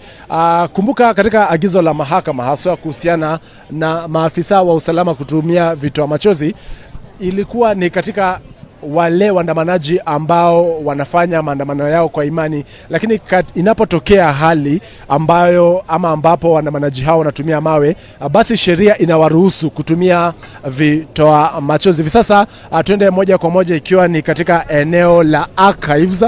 Kumbuka wengi wanaotumia usafiri wa umma kwa kawaida huabiri ama hii ndio huwa steni yao ya kushuka magari hayo wanapotoka maeneo mbalimbali katikati ama hapa jijini Nairobi. Na hii ndio taswira kwa yule bado ambaye hajafika katikati mwa jiji la Nairobi na anayetarajia kufika hapa. Basi ndivyo hali ilivyo, shughuli si za kawaida, lakini nikilinganisha tu na wiki jana ni kuwa hii leo watu kadha angalau wamejitokeza ili tu kujaribu kujitafutia basi ili kuweza tu kujitafutia haswa ikiwa ni lishe ama katika tu ile hali ya kuhustle wanavyosema katika serikali hii ya Kenya Kwanza. Na kwa hivyo Mariam, ikiwa tu ni katika eneo la Archives kwa upande wa nyuma, na shuhudia kuwa kuna wale waandamanaji ambao wanahusishwa na maafisa wa polisi ama wanakabiliana na maafisa wa usalama, wanarushiwa vitoa machozi. Idadi yao inaonekana kuzidi kuongezeka tukilinganisha na hapo awali ambapo hawakuwa wengi kama tulivyoshuhudia. Lakini hivi sasa ndivyo hali ilivyo, ikiwa basi maafisa wa usalama idadi yao ama wanazidi kukabiliana ili kuhakikisha tu waandamanaji hao hawatafika katikati mwa jiji la Nairobi. Na Mariam, hivi sasa tunakaribia tu katika eneo ambalo maafisa hao wa usalama wameweza kuweka ulinzi mkali ili panapotokea ama waandamanaji wale ambao kwa upande wa kule mwisho wasipate fursa ya kuingia katikati mwa jiji la Nairobi na haswa kuharibu mali. Kwa hivyo maafisa hao usalama wako ange kabisa kuhakikisha kuwa maandamano haya ya siku ya hii leo yanayoshinikiza Rais William Ruto kuondoka mamlakani hayatafanyika. Lakini hivi sasa kama unavyotazama Mariam, ni katikati mwa jiji la Nairobi. Elfu sasa ya vijana wamejitokeza ili kuweza tu kufanikisha maandamano haya ya Gen Z. Maafisa wa usalama wako hapa ili tu kuhakikisha vile wanaoendelea na maandamano haya basi hawataweza kufika katikati mwa jiji la Nairobi. Kwa upande wa mwisho wanatupiwa vitoa machozi, lakini Mariam, ni kuachie tu picha hizi moja kwa moja ili uweze kuzitazama. Ikiwa ni katika barabara ya Moi Avenue. Kwako studio Mariam.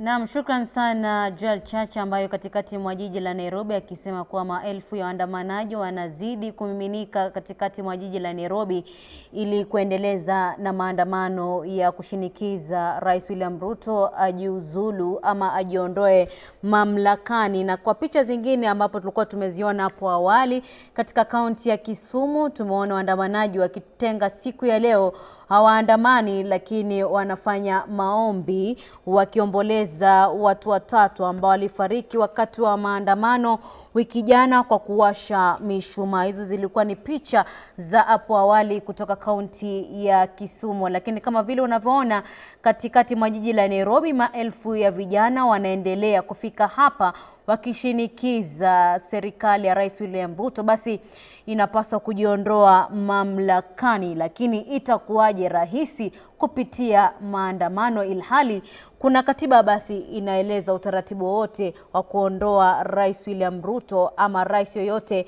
mamlakani. Tutakuwa tunarejea hilo, lakini hivi kwa moja kwa moja mpenzi mtazamaji, tuelekeze jicho katika kaunti ya Kajiado, eneo la Ongata Rongai, ambapo wiki jana tuliona takriban watu 3 walifariki wakati wa maandamano, 2 wakiwa ni watu wazima, mmoja akiwa ni mtoto wa miaka 12 ambaye alimiminiwa risasi hadi kufa alipokuwa akicheza karibu na nyumbani kwao. Nixon Kisaka yuko katika eneo la Ongata Rongai.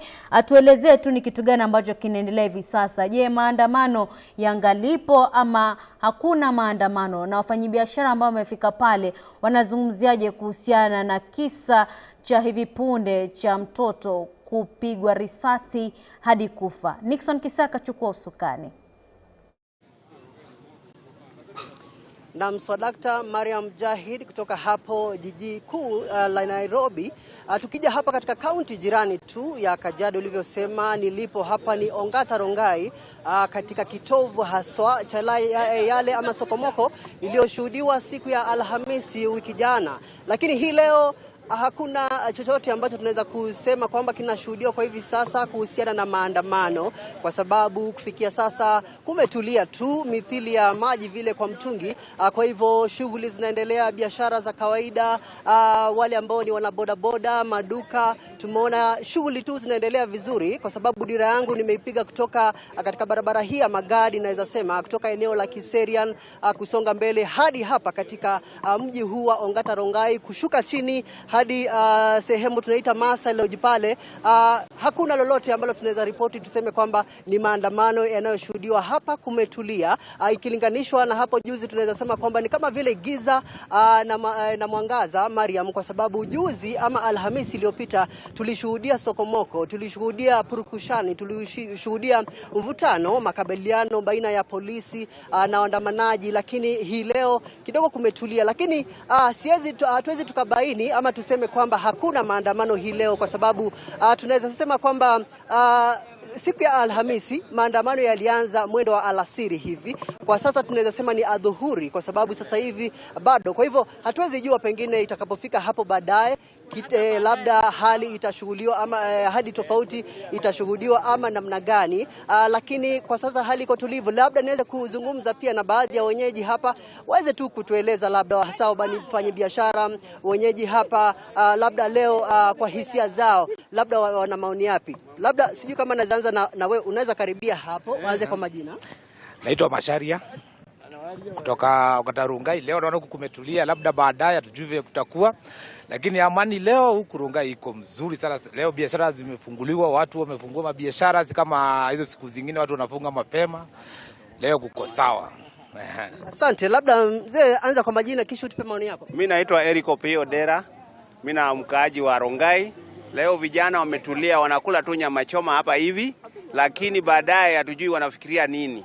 So serikali angalie vijana. Serikali angalie vijana, wapafute vijana kazi. Vijana wanataka kazi na wanataka pesa.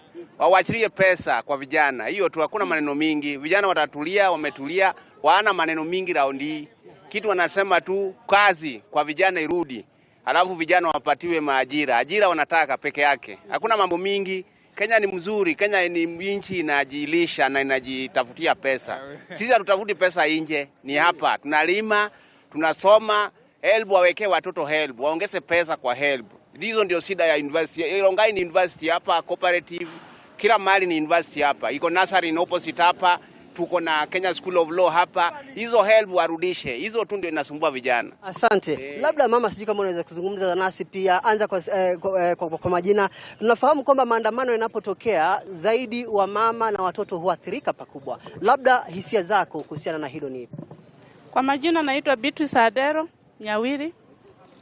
Mimi ni mkaaji wa Rongai. Vijana wametulia, sasa tuko salama, lakini chenye mimi ningeomba president wetu avunjike, ajue hii nchi ni yetu sisi wote. Kiburi yake ashushe chini. Kenya itarudi kuwa tu sawa, kwa sababu hii mambo yote inaletwa na yeye. kichwa ngumu, kiburi, hataki kusikiza watu. Sasa mimi ningemuomba ajue jinsi ambavyo anaweza ongoza watu, ajue wale watoto ambao tunapoteza, hao ndio kiongozi wa kesho. Ni hayo tu. Asante. Labda pia niweze kupata kutoka kwa kijana, manake rais wetu ama Rais William Ruto amesema kwamba ako tayari kuzungumza na vijana, aseme hasa wale ambao ni Gen Z, aweze kuzungumzia swala hilo. Labda kwako hisia zako ni zipi? Okay, kwa majina ni Jose, mimi ni chairman hapa wa bodaboda. Sisi kwanza leo Rongai tumesema waharifu hatuwataki Rongai, na tumekaa kangari sababu wenye wanaharibu Rongai siku nyingine tuliona uharibifu kubwa zaidi. Hatukaweza kusema leo tutakubali waharibu. Kwa hivyo leo tuko kangari huku tukiwangoja. Sisi hatutaki waharifu Rongai. Na tunashukuru pia MP yetu aliweza kuongea na vijana jana na akasema watulie sababu hii mjadala ilipita bunge ndio ilileta hii mazaa yote hapa Rongai. So leo tumesema hakuna maandamano na hatutaki maandamano Rongai. Yes. Na ni kauli zao hizo, nasema leo Rongai hawataki maandamano, kwa hivyo hatujui, lakini pengine hadi siku itakapokamilika ndo tunaweza kubaini mbivu na mbichi. Je, hali itabadilika ama itaendelea kuwa hivi? Kumbuka wiki jana jinsi Mariam Mujahid ulivyotanguliza hapo awali kwamba maandamano hayo yaliweza kupelekea vifo vya watu wawili. Mtoto mmoja ambaye aliweza kupigwa risasi ya miaka 12 jana alifanyiwa upasuaji na matokeo yakadhihirisha kweli kwamba aliweza kufa kutokana na risasi. Kwa hivyo ni hali ambayo pengine tunaweza sema kufikia sasa waandamanaji ama wenyeji hapa kidogo wanasema watulize hali kidogo, watulize hamaki ili kwamba hayo yasiweze kutokea. Lakini kwa hivi sasa kunao baadhi ya polisi ama maafisa wa polisi ambao kidogo wanapiga doria hapa na pale wakijaribu kuangalia namna gani, lakini hali shwari tu kufikia sasa, na wengine hapa wanasema kwamba wanatulia tu wakiendelea kula nyama, manake pia hiki ni kitovu cha masuala na nyama choma. Kwako Mujahid hapo studio. Shukran sana Nixon Kisaka kutoka eneo la Ongata Rongai, ambapo anaeleza kuwa hali ni utulivu, wafanyabiashara wamefungua biashara zao. Lakini kwa upande mwingine, katikati mwa jiji la Nairobi hali si hali tena. Waandamanaji basi wanaendelea kumiminika katikati mwa jiji la Nairobi, huku maafisa wa polisi wakiamua kutumia vitoa machozi, wengine wakibeba marungu wakichapa baadhi ya waandamanaji ambao wanaonekana kukaidi amri ya kutawanyika kutokana na kile ambacho anasema wanashinikiza serikali ya Rais William Ruto haiwajibiki. Kwa hivyo wanataka Rais William Ruto ajiondoe mamlakani. Na hapo awali, baada ya mswada wa fedha mwaka 2024 kuondolewa ukiwa mzima, Seneta wa Busia Okiya Omtata aliwasilisha kesi katika mahakama kuu akidai bunge la seneti alishirikishi katika maandalizi na uidhinishaji wa matumizi ya pesa zinazopitishwa katika bajeti. Omtata pia alisema bajeti zinazopitishwa pasipo na kushirikisha bunge la seneti hazina mashiko ya kisheria. Tutakuwa tunaangazia swala hilo kiundani zaidi, lakini kwenye mtandao wa kijamii kuna wengine ambao wameanza kumiminisha baadhi ya maoni yao kutokana ile swali letu la siku, lakini nitakuwa nasoma kadri sijamaliza tu na mahojiano yetu. Lakini kila ambacho nakiona katika runinga yako ya K24 ni kuwa katika eneo la Kajiado pia tunaona barabara ni kama barabara imezibwa na kuna moto na moshi unaofuka, ikiashiria kuwa hali si hali tena.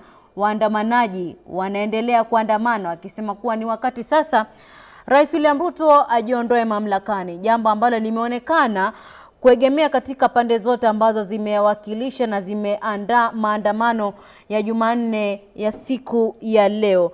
Geoffrey, nikija kwako, tumeanza kuona wito ukitolewa kwa vijana kuwa ni wakati sasa basi Rais William Ruto ajiondoe mamlakani. Lakini unadhani itakuwaje rahisi kwa vijana kushinikiza Rais William Ruto ajiondoe mamlakani kupitia maandamano? Unadhani itakuwa rahisi? Swali inafai kuwa inawezekana, kwa sababu hatutaacha kuandamana. Kile ambacho tunaona katika kaunti zote, kaunti hizo ambazo tunapata picha sasa hivi, ni wazi ya kwamba vijana hatutarudi nyuma. Tumeamua ya kwamba lazima tukue na fresh elections. Lazima tuondoe serikali ya William Ruto kwenye kiti. Na kama na sasa hivi ndio tuna hiyo wakati. We cannot lose this momentum. Tukilose hii momentum, we will never have another time ambayo tutapinga serikali bandia, serikali ambayo isikizi wananchi. No. So tumeamua ya kwamba this is the time. Momentum ambao tumebuild from last week must continue mpaka mwisho. Naam, Geoffrey Mboya, umezungumza jambo ambalo nitakuwa namuuliza Sankara. Kulingana na katiba yetu, iwapo unataka kumwajibisha kiongozi, kwa mfano iwapo mnataka basi Rais William Ruto ajiondoe mamlakani, basi bunge la taifa, thuluthi 2 ya wabunge wanapaswa basi kuunga mkono hoja hiyo ya kumbandua kiongozi ambaye ni Rais William Ruto. Na kwa sasa kile ambacho tunaona katika bunge la taifa, walio wengi bungeni ni wa muungano wa Kenya Kwanza. Je, mnadhani itafikiwa vipi? Naam, shukrani Mariam kwa awamu nyingine tena kuchangia swala ambalo ni la muhimu sana, aswa ambalo linaguzia ama linaangazia utekelezaji wa katiba kikamilifu, aswa kwa masuala ya kuondolewa kwa ofisi rais wa Jamhuri ya Kenya. Kipengele cha 145 inaangazia kuondolewa kwa rais kwa ofisi akiwa bado yuko kwenye mamlaka, lakini inapitia mfumo wa bunge, ile mbunge mmoja kupendekeza mswada huo na kuungwa mkono na theluthi 3 ya wabunge. Theluthi 2, samahani. Unajua Kiswahili kidogo Mariam, lakini tunajaribu. Theluthi 2. Baadaye mazungumzo haya ama mchakato mzima lazima iangazie matakwa ya katiba, lakini kwa wakati huu tuna taswira tofauti.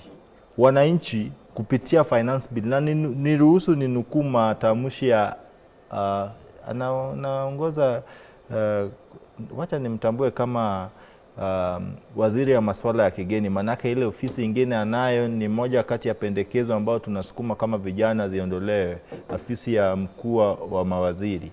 Bwana Musalia Mudavadi ambaye ni rafiki yangu personally, aliweza kusema siku fulani kule nyuma, kuangushwa kwa mswada ya fedha dunia kote ni ishara kwamba serikali imeweza kupigiwa kura la kutokuwa na imani, ama kile tunaita kwa kimombo vote of no confidence.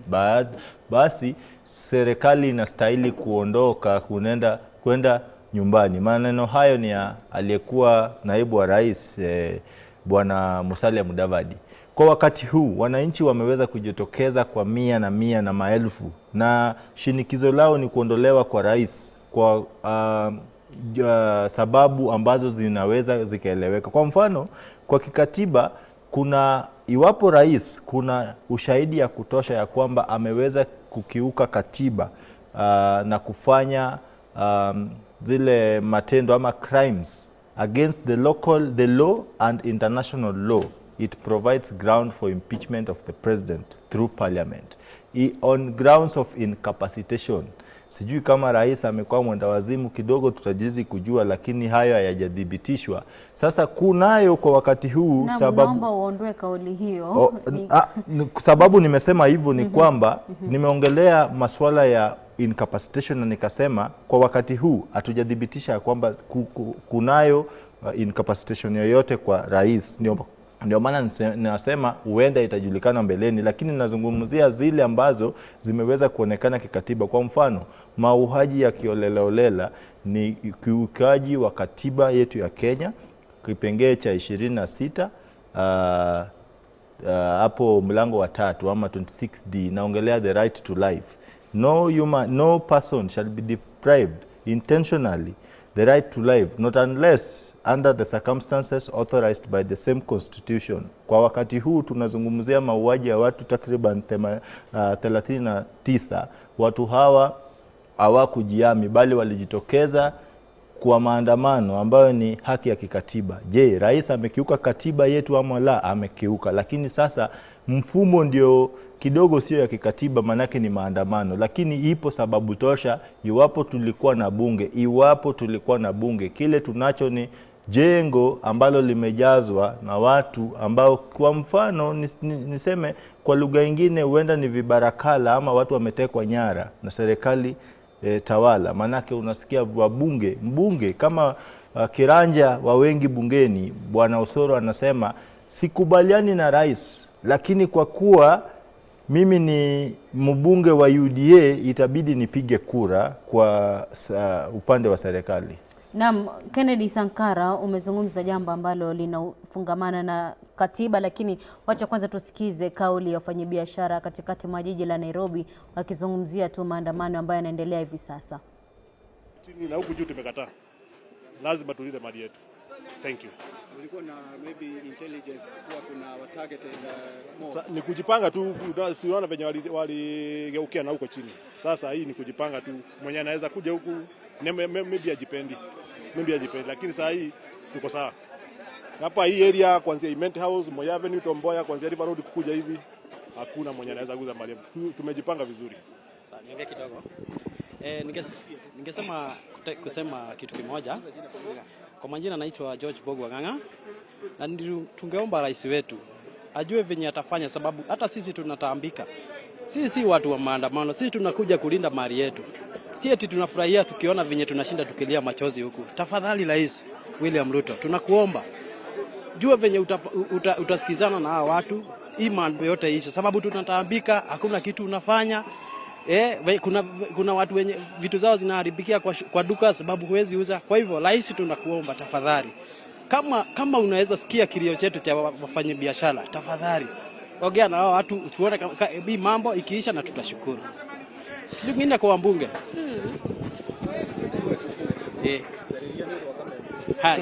Jetagwo Bogwa na ndi muhuri wa biashara goko town. No ni turahoya kindu kimwe kwi muthamaki witu William Ruto na mundini wake.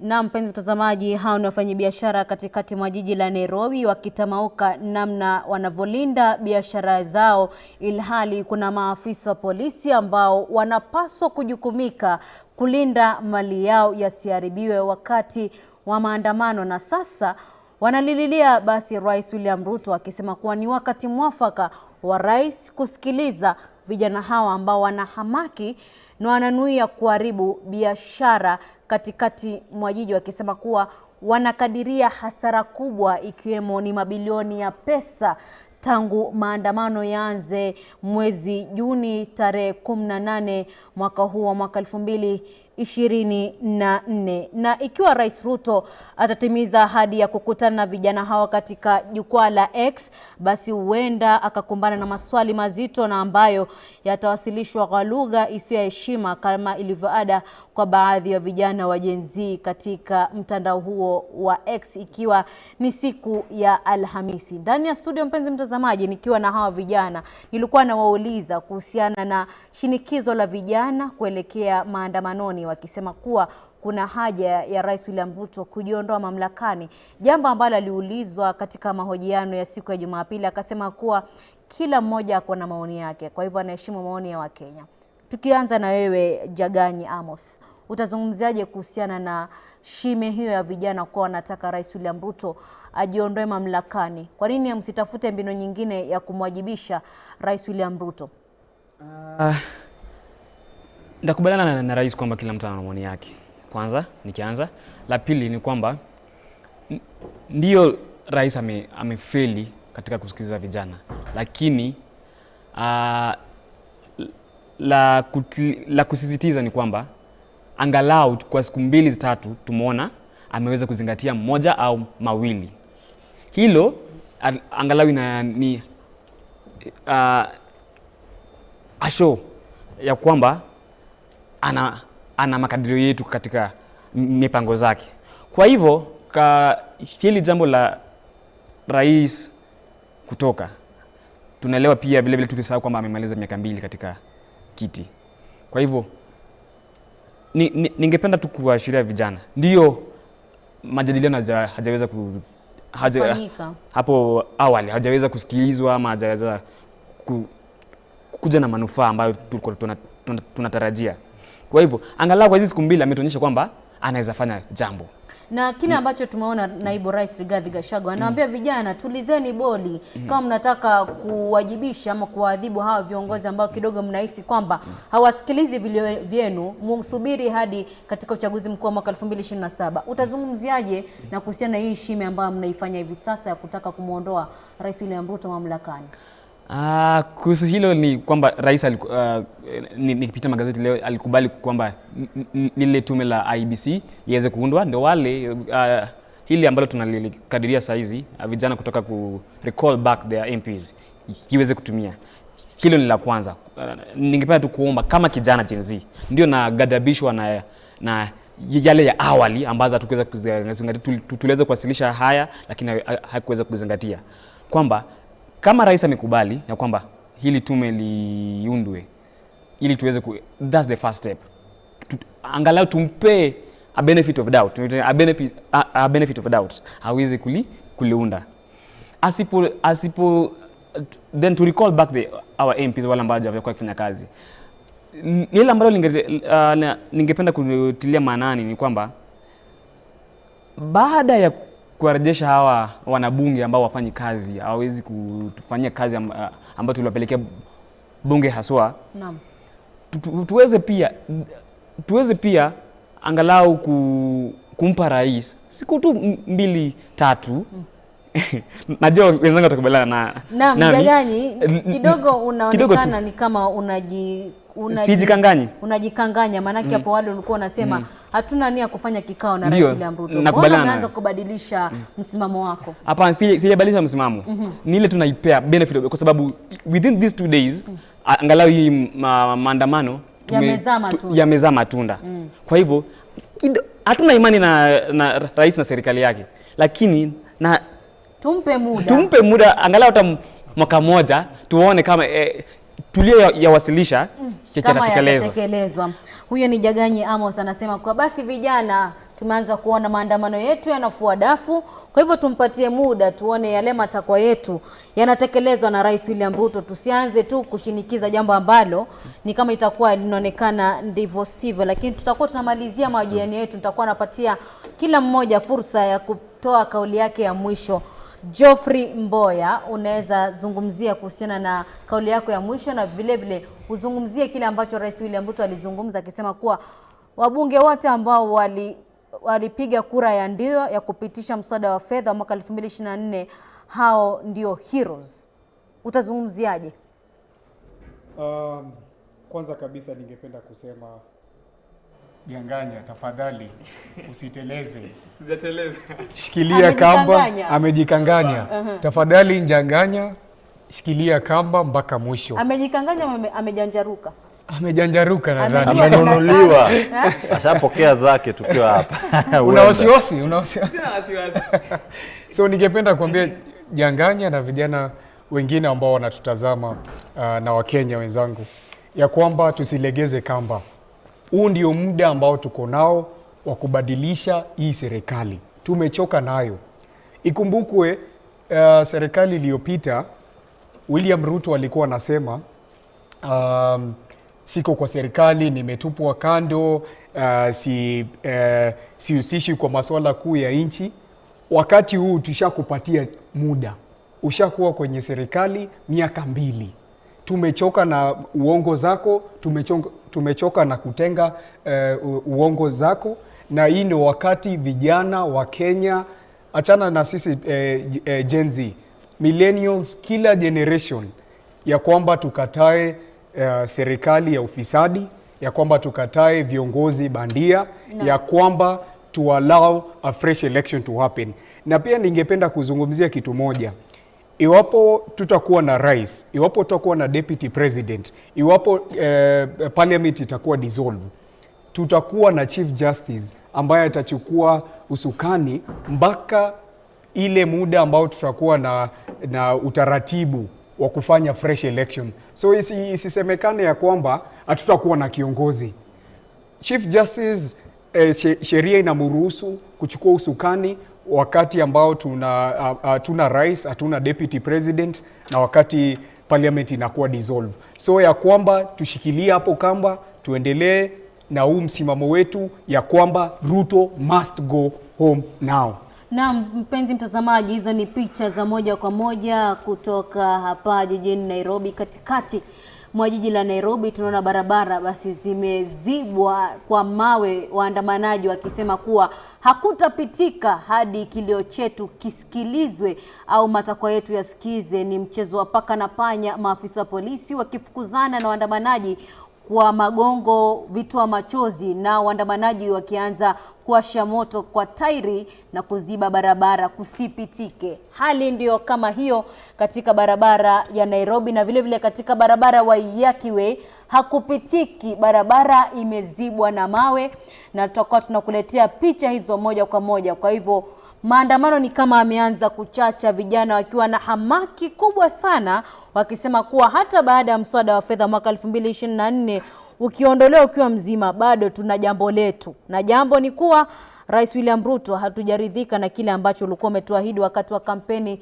za mwaka 2022. Nitakuwa na kuja kwako Kennedy Sankara.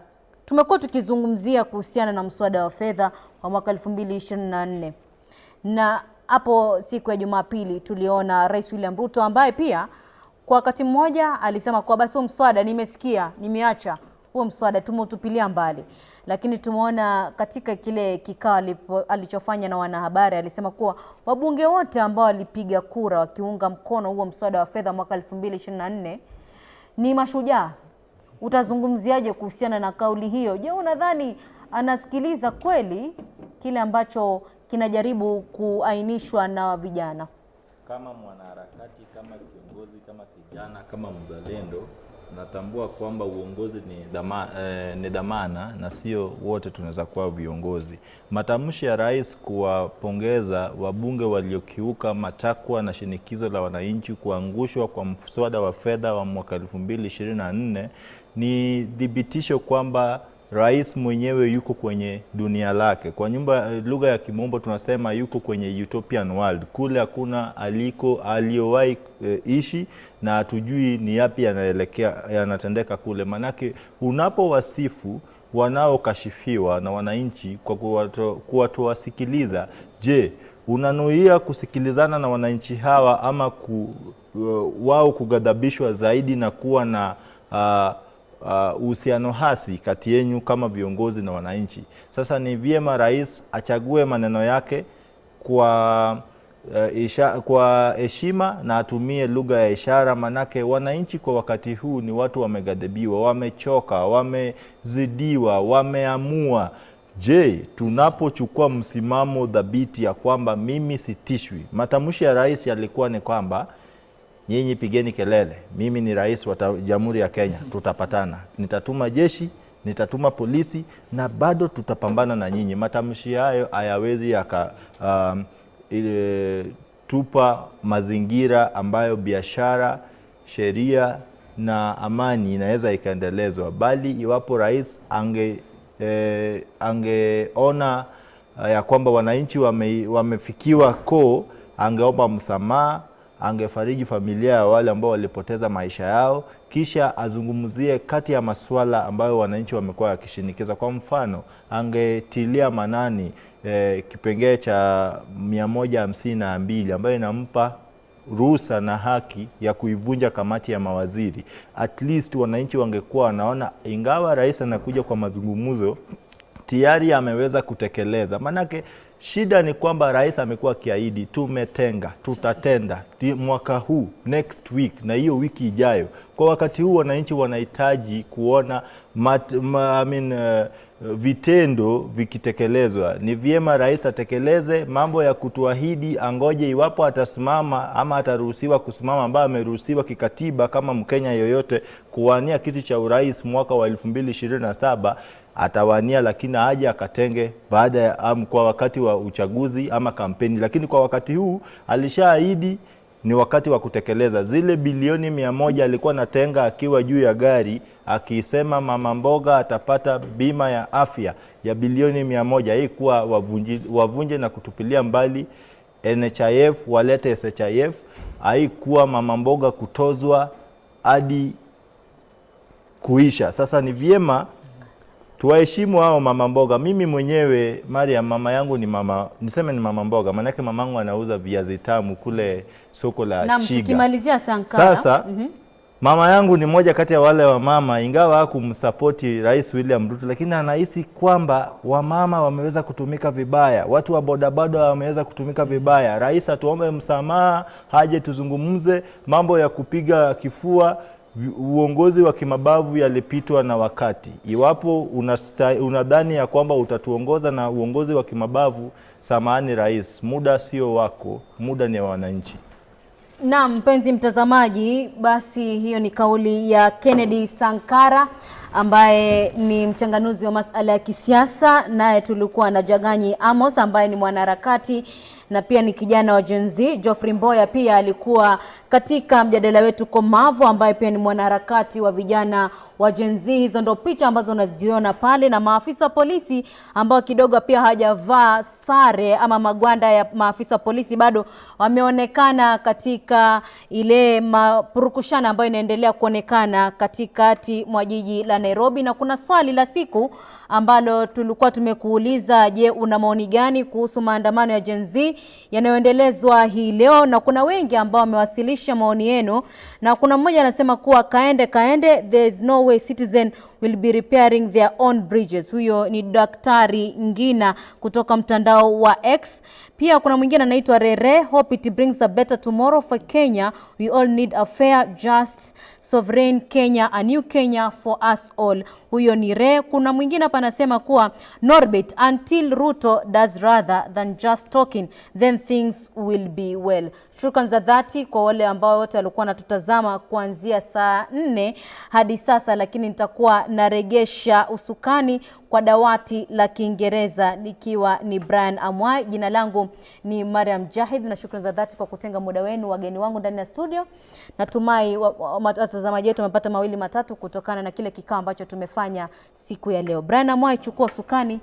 Kila la kheri. Thank you so much, Mariam. Now, this is a youth that has vowed not to relent. A president that is... studioni. Asante sana Vincent Odor, huyo yuko katika eneo hilo la Ongata Rongai katika kaunti hiyo ya Kajiado. Kuna swali fulani ambalo Vincent, sijui kama ulikuwa umelitajia, lakini umezungumzia kuhusiana na hilo duka la Clean Chef ambao tuliona wengi tu waliweza kulipora, na nimeona ni kama tu biashara inaendelea katika duka lile. Je, ni ndivyo ambavyo tunavyoona ama kuko vipi? Na ni ukweli jinsi nilivyokuambia kwamba duka lenyewe limefunguliwa, duka kuu la Clean Chef, kama mwenzangu Dickson anaweza kuonyesha pale. Shughuli inaendelea, imefunguliwa, na cha kushangaza ni kwamba pia kuna bidhaa, licha kwamba wiki jana bidhaa nyingi ziliweza kuibwa. Hii leo kuna bidhaa pale, wafanyakazi wako, wateja wako, na shughuli ya biashara inaendelea pale kana kwamba hakuna kitu kilifanyika hapo siku chache zilizopita. Lakini kando pale kwenye lango kuna maafisa wa polisi watatu ambao wanashika doria pale kuhakikisha kwamba tukio la wiki jana haliwezi kutendeka leo. Kwa hivyo wale wanahakikisha kwamba iwapo kutakuwa na wale watajaribu leo pia kuweza kujaribu kupora mali, basi wataweza kukabiliana nao. Na wamekuwa hapo kuanzia mwendo wa asubuhi, na kwa sasa wamesalia watatu, lakini mwendo wa asubuhi sana kulikuwa na gari la polisi lilikuwa hapo mbele ya lango la duka hilo kuu. Na kwa hivyo ni ishara tu kwamba leo wanabiashara wana imani kuwa hali itazidi kuwa sawa na wataendelea kuna biashara zao bila purugushani yoyote ama sitasahamu yoyote kuelekea mbele kutoka hapa hivyo Ongata Rongai. Naam, asante sana Vincent Odor kwa kutathmini hiyo. Mtazamaji, angalau tuna furaha kwamba katika eneo hilo la Ongata Rongai hakuna mengi tu yanaendelea, ni kwamba biashara zinaendelea na watu tu wamerudi katika hali zao za kawaida, na tunatumai pia katika maeneo mengine tu humu nchini hali itakuwa shwari kama hiyo ya Ongata Rongai. Kumbuka kwamba nimekujuza kwamba wanahabari wetu wanazidi kupiga darubini katika maeneo tofauti, tutakuwa tunazungumza nao kwa muda mrefu. Have a mega here in the country to try and make their case heard to the head of state. This comes at a time when the president of the country did say he's willing to engage the youth of this particular nation, and on Thursday he'll be engaging them through the X Spaces. Of course, this came out during the media briefing that they had on Sunday here in the country, trying to find a solution and say that negotiation is the only way that we'll be able to find a solution and quell what is happening right now. But even with the president extending an olive branch and welcoming the youth on the table, they still maintain that negotiation is not something that they're willing to take at this particular moment, and that they will be continuing with their protest until the government takes action on some of the major things that they've been able to put across, starting with budgeted corruption, calling on the resignation of some of the cabinet secretaries, and cutting of budget in different key offices in government. All right. Now, this, of course, this is the third week that we're actually experiencing these particular riots here in the country. It started before the Finance Bill 2024 was passed and became intense on that particular day when the Finance Bill 2024 was actually being passed in the National Assembly, where we did see the Occupy Parliament mission being accomplished, that got to cement what we are now experiencing today. Because out of that, a lot of people did lose their lives, with the Kenya Human Rights Commission indicating that at the moment we have about 39 people that have lost their lives, 361. Wayakiwe, kuna daraja pale, kuna watu tu kadhaa ambao wapo pale. Upande huu mwingine naona tu ni watu ambao wanatembea katika shughuli zao za kawaida, na ukiangalia tu kwa kina kabisa ni kama pia biashara pale zimefungwa, lakini barabarani tunashuhudia mawe ambayo yametoswa pale katika ile barabara ya Wayakiwe. Muda si mrefu atakuwa anatujuza mengi tu Fredrick Mwitiriri. Na mtazamaji, ndio hali halisi ambayo tunaishuhudia pale. Evelyn, kama tulivyogusia ni kwamba tulianza vyema, silaha ilikuwa ni simu. Hata nakumbuka hapa katika kituo hichi cha habari cha Nation Media, siku ile simu za watu zilikuwa zikipotea, majenzi wanaleta simu hapa, unaambiwa njoo chukue mizigo yako ambayo imepotea. Lakini sasa tunaona taswira tofauti, na kinachoogofya ni kwamba hatutaki kurudi tulikotoka. The most important that has been able to come out, of course, has been the office of the second lady and also the office of the first lady. This, of course, to try and balance this particular budget of the head of state that was presented earlier last month. All right.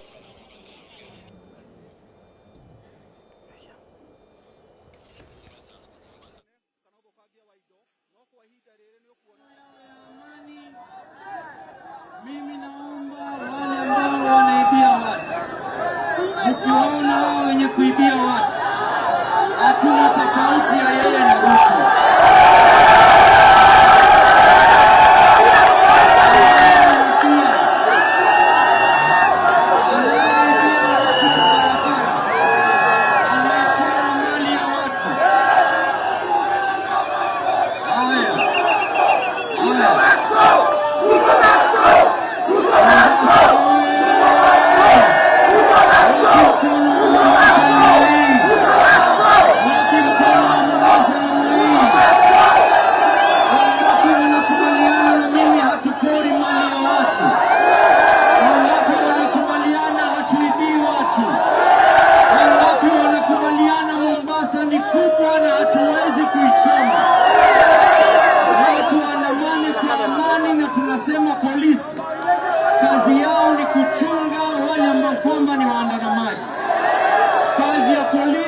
Kuchunga wale waizi wasiibie wale ambao kwamba ni waandamanaji. Mimi nikiangalia sura zile ziko hapa, yote ni sura za amani, yote mnataka makazi, yote mnataka maendeleo, yote mnataka Mombasa ile ambayo kwamba inastahiki. Mombasa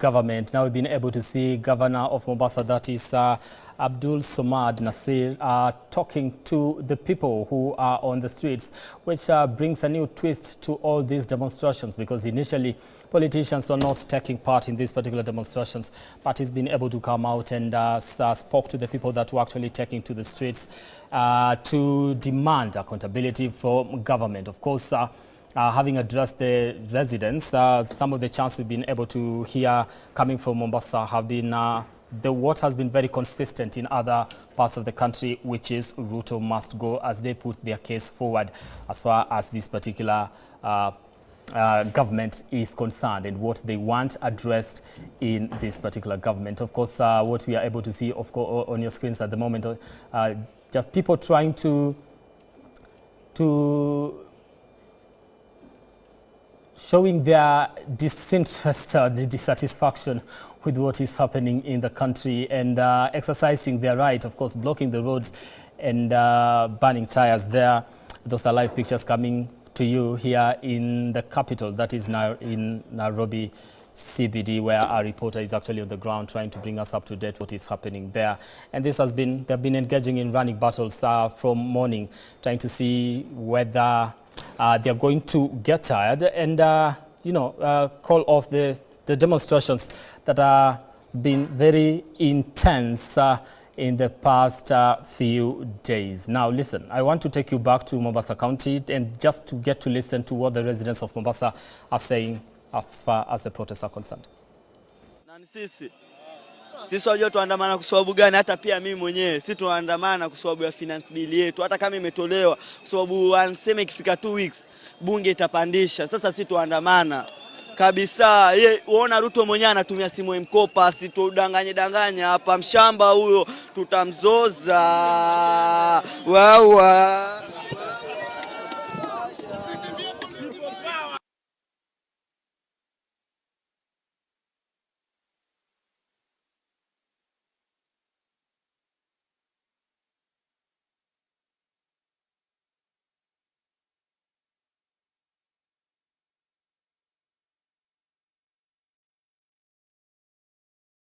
On the streets currently, as you can see, is of course barricading the roads and just trying to prevent any action, bringing the city to a standstill. And the anti-government protests continue to take shape in different parts of the country. Now, dozens of anti-riot police have also been deployed to various towns ahead of planned protests to, among others, mourn those killed in past marches against the now rejected Finance Bill 2024. Now, President William Ruto on Sunday said that the Kenya Defence Forces will not be deployed on the streets during the Tuesday's planned protests, provided the demonstrations remain peaceful. Now, the High Court on Friday prohibited the National Police Service from using excessive force during protests. Now, in the ruling issued by Justice Mugure Thande, the police have consequently been barred from employing water cannons, tear gas, live ammunition, rubber bullets, or other harsh measures against protesters. Joel Chacha is on the streets of Nairobi and joins us with more. Chacha.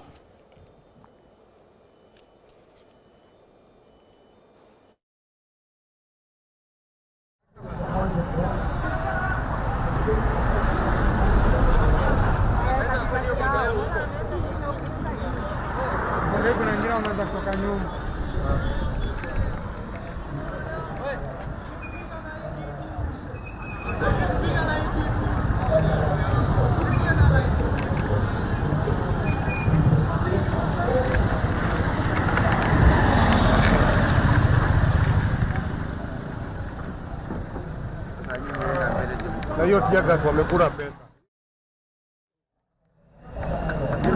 Hiyo tear gas wanakula pesa.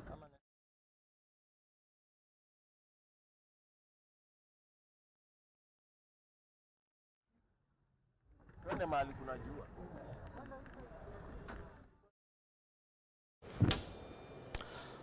All right, we'll be joining our reporter Joel Chacha once he gets to be a little bit stable to give us an update on what exactly is happening on the streets of Nairobi. But what we can see right now on your screens, of course, is those are streets of the city that have been, barricaded youth, of course, engaging in running battles with police officers. And we just did mention earlier that the police had been barred from using excessive force and water cannons and tear gas. But what you're seeing on the street is actually the opposite of what the courts did rule on that particular issue. Of course, running battles there and the use of tear gas and water cannons, trying to disperse the protesters that have taken to the streets since morning to call the government to account on some of the things that they term as punitive, especially the issue to do with the people that were killed during the protest. That live picture coming to you, someone reading a newspaper on the streets of Nairobi as protests continue. In a way that maybe they are exercising their right and indicating that, yes, this is how I want to exercise this particular protest. I also want to join our reporter, Ben Kirira, who is here in the city of Nairobi, to give us an update on what is happening. Now, most shops in the Nairobi CBD remain closed amid clear roads in the capital, Nairobi. Our reporter Ben Kirira is on a sports check of major roads within Nairobi and joins us with the latest. Ben.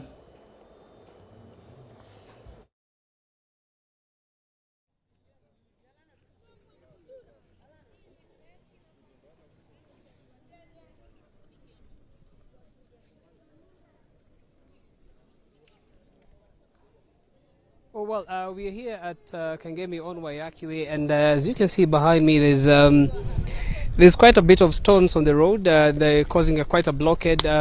Just a few moments ago, we had quite a back and forth between the police and the protesters here on Waiyaki, and police officers were forced to lob tear gas canisters just to disperse the protesters and also to push them back a bit to prevent them from going into the central business district to join other protesters who are presently protesting there. And so for the moment we've been here, we've witnessed quite a bit of stone pelting from the protesters who are also trying to push back at the members of the police office, rather the police service, and so the back and forth ensued for quite a bit of time, about 30-40 minutes, and at the moment there's no quite much action.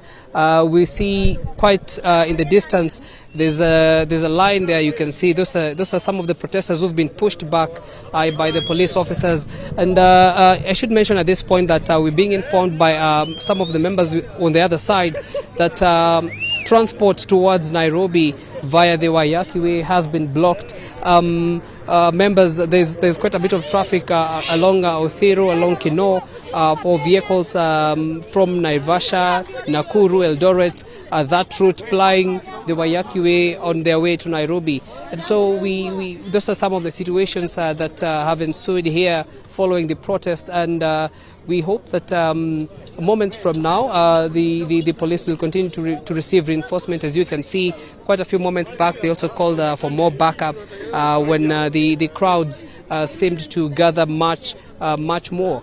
On this other side you can see the police are also taking action just to keep the residents safe. There's quite a bit of number of residents there. Just in front of them there's a police patrolling just to make sure that the protesters do not harm the residents and make their way into the residential areas. And so they've kept this action for about 40 minutes, 50 minutes now, and quite commendable. I can say that the protesters rather have been pushed back quite a bit. We are not aware whether they are regrouping. We can see some of them trying to make their way back, then being pushed back. We've seen quite a number of motorists as well trying to make their way through. Moments ago, about 2 motorcycles were stopped, and there was a bit of a back and forth between the motorists and the protesters, some of whom pushed the motorists off their motorbikes. And so we hope the area will continue being safe even as the police take charge here. We leave you with this live pictures as you continue to dialogue in studio and get more comments from our colleagues at the Central Business District. All right, thank you, Ben. for that particular update on what is happening along Waiyaki Way. And yes, different parts of the country, of course, this is exactly some of the scenario that is happening in different parts of the country, not just here in Nairobi, but also in Mombasa. And we want to take you back to Mombasa to take a listen to what is happening there. All right.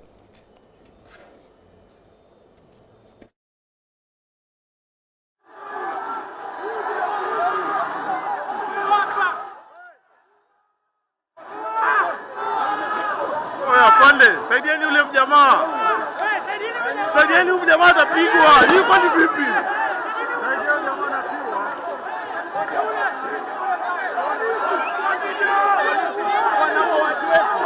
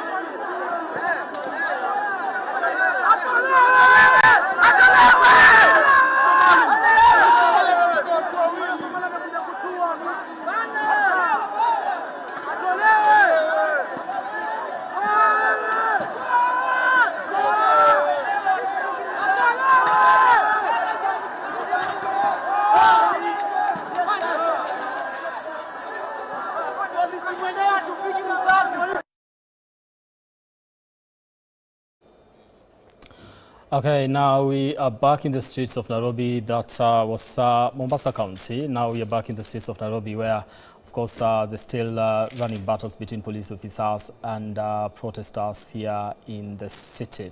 Now there are police vehicle moving. I believe someone might have been arrested because we've seen quite a number of people surrounding that particular vehicle. And yes, as it makes its way with that particular, what we believe could be an arrest of one of the people that were taken to the streets to protest and in the anti-government protests rather. Now, that is, I believe, Tom Mboya Street, where a lot of action is actually happening as far as protests are concerned. And we did mention earlier on that one of the issues that has been able to come out is the use of water cannons, the use of tear gas, despite a court ruling that barred the use of the same when it comes to dealing with protests. Of course, we'll be getting into that conversation later on, whether the disregard for court rulings and court rulings is something that we still continue to experience here in the city. Now, people trying to make their case heard, despite the president calling for dialogue and saying it's time to have a conversation and not take to the streets. That call, of course, has not been heeded to, and Kenyans have decided that they will do this their way and the best way they know how, which is actually to go and picket and make sure that their case is heard. Whether it is going to be, they are going to be listened to this time round is something that we wait and see. But as at the moment, what is actually happening is that they're showing their anger and displeasure with the current government on some of the issues that it has been able to pronounce itself on, especially the issue to do with corruption and also taxes that was actually one of the things that brought about what we are experiencing today. It was the Finance Bill 2024. The president did not assent to it and took it back to the House and said, I have heard what Kenyans are saying, but still, despite it being rejected, people are still taking to the streets to demand more, as the Finance Bill 2024 is no longer on the table, but they have other demands that they want to be looked into.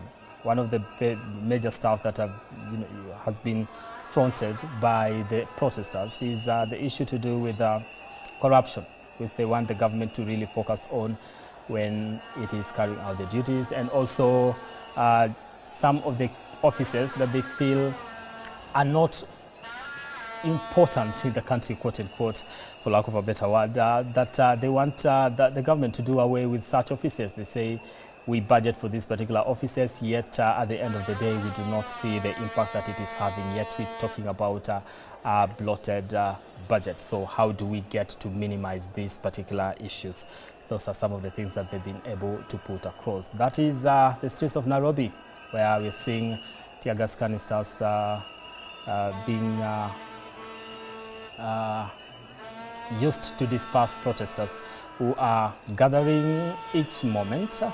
After being dispersed, they come again and gather. After being dispersed, they come again and gather, trying to engage the police officers in these protests, who have been very active when it comes to trying to make sure that not so much is destroyed, because that is one of the things that people are told you could go to the streets as long as you do not destroy property, which is what was experienced in the last protest, that is last week. A lot of shops got to be destroyed and people lost their properties. Some of the people that are believed to be goons infiltrated the protests and made sure that there was loss when it comes to property, especially for the business community here in Nairobi. CCTV footage, of course, has been making rounds across social media platforms, and also on mainstream media, on how people manage to get into shops and loot those particular shops. What we are experiencing right now is actually something rowdy, of course, on your screens. What maybe to some extent will be what has been condemned in most cases, but still seems to be taking center stage once again as far as these protests are concerned. Now remember, these are protests that when they started initially, they were very peaceful protests. There was no running battles. We did experience running battles, but there wasn't looting and there wasn't a breaking into some of the shops in the city. All right, now I want us to join our reporter, Joel Chacha, who is joining us via phone in the city of Nairobi to give us an update on exactly what is happening there and what he's been able to gather. All right, Chacha, if you can hear me, kindly bring us up to date. We are seeing some pictures on your screen, but what is it that is happening in the streets of Nairobi, and what have you been able to gather ever since you are there since morning today?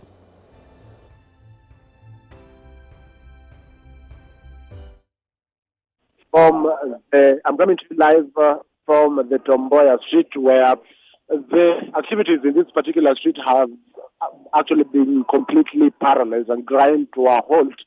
This is after today we're witnessing a different turn of events, not the Gen Z protest that we do. That is, of course, of peaceful, demonstrators coming out with their phones and, carrying placards. But what we are witnessing today, it's, the protesters actually, peddling stones to the police, even as the police are, try to fight back, that is using the tear gas canisters and as well rubber bullets. And in some cases, they've even been forced to use the live bullets, that is shooting on air. This is after, of course, the particular demonstrators along the Tomboya street have burnt several kiosks that is on the road. They have been, lighting bonfires. The whole road is, filled or actually has stones, and it's complete paralysis on this particular road.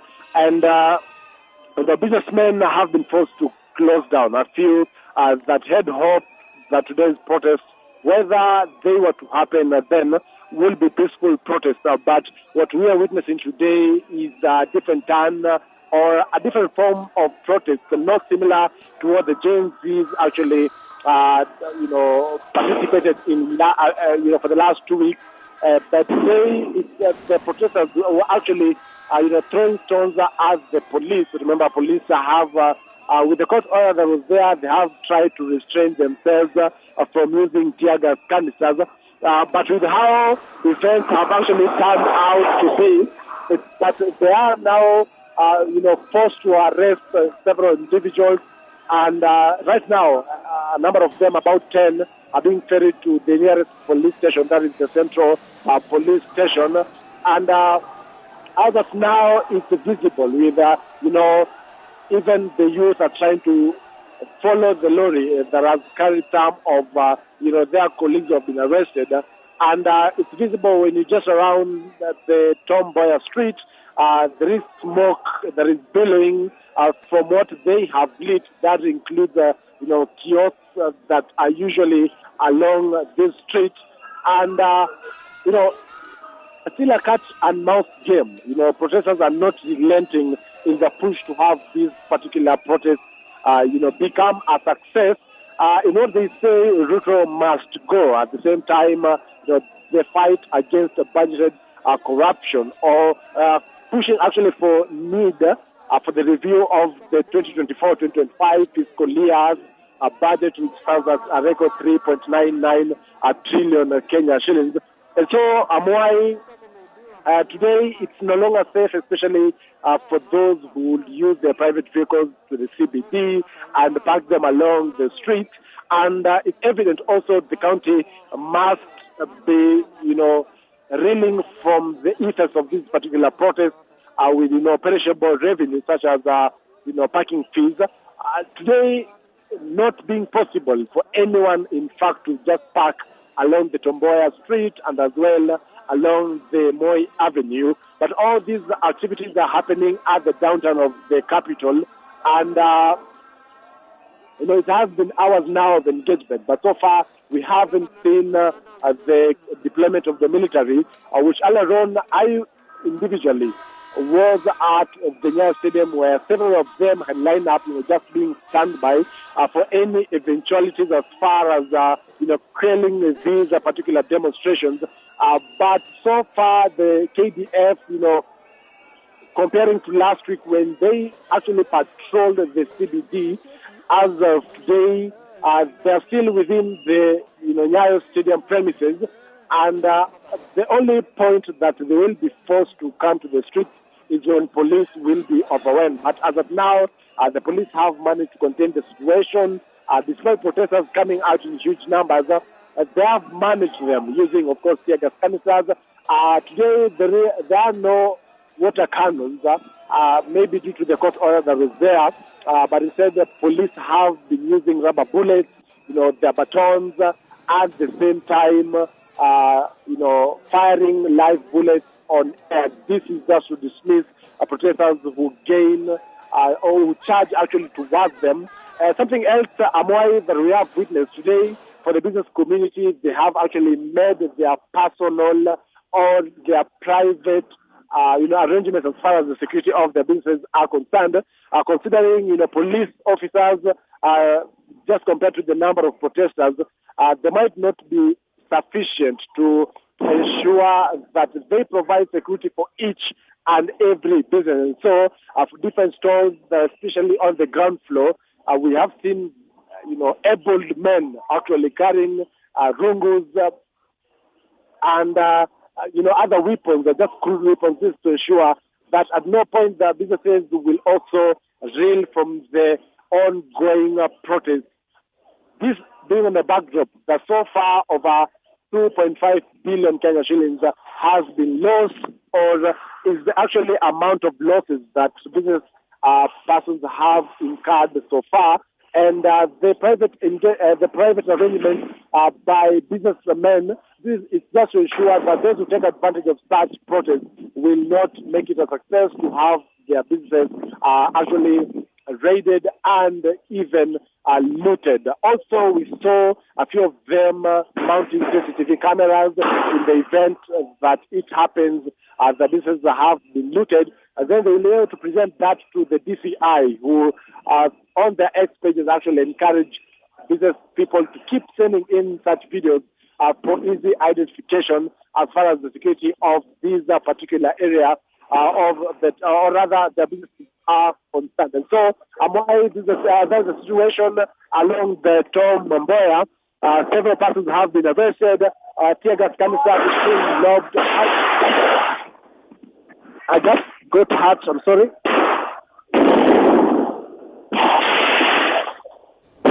All right, that is Joel Chacha from the streets of Nairobi, Tom Mboya Street to be specific, whereby he's been bringing us to, up to date, painting for us a picture on exactly what is happening there, what he's been able to see, and of course the kind of management that the police are using in terms of dealing with the protesters. I want us to join David Kagina, who is also here in the city.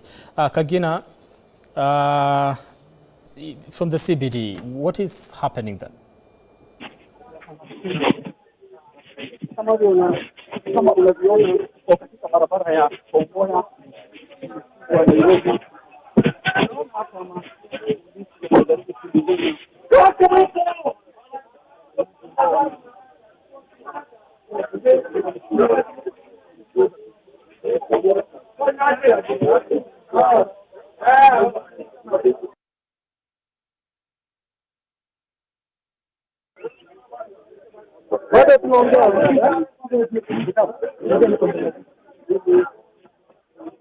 We'll be able to get to Kagina when we saw that particular hitch, and of course he's in the city here in Nairobi, where there's a lot of action actually happening as far as these protests are concerned. What you can be able to see on your screen, of course, are people carrying what we'll call rungus. I believe those are business community that Chacha was alluding to earlier on, who are trying to protect their businesses from people who want to loot and do away with their stuff. Of course, what you can see there, someone who's been caught and trying to being protected by the police there. I believe one of the protesters that to some extent was caught on the wrong side of this particular protest. Yes, and now being taken by police officers. We'll be engaging our reporter Kagina later on to try and find out exactly what was happening so that he brings us up to date with that. Now I want to start engaging my guests here in studio. And I have Jaganyi Amos, thank you so much for making time. Seated next to me, Kennedy Sankara, of course, and Geoffrey Mboya, all of them political analysts, and the two of them activists. Thank you so much for making time for this conversation here. That your generation seems to be making a statement across the nation. Let me start with you, Sankara. And I want us to start with why we are protesting today. And one of the things was to be, what we've been able to experience in the past few days. A lot of people have lost their lives, close to 39 people according to the Kenya Human Rights Commission. 39 people have lost their lives. This is one of the missions that people decided to go to the streets today and demand justice on their behalf. When you look at the kind of force that has been used during protests, what do you make of that as a young person in this country? Thank you, Anwai, and a pleasure meeting you here for the first time. We've met somewhere far. Well, on what I make on the force meted on the innocent citizens, I think it is unconstitutional. It is a violation of the local laws and even international laws that Kenya is actually a signatory to.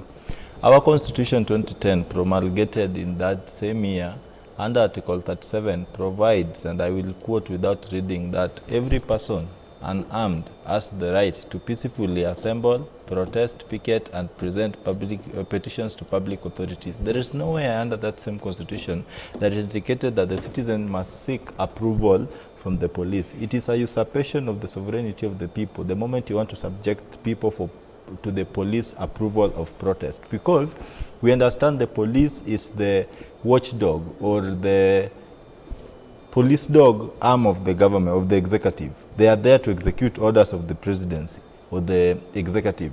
But now we have the doctrine of separation of power that ensures that these three arms of government act independently but without tyranny being exuded.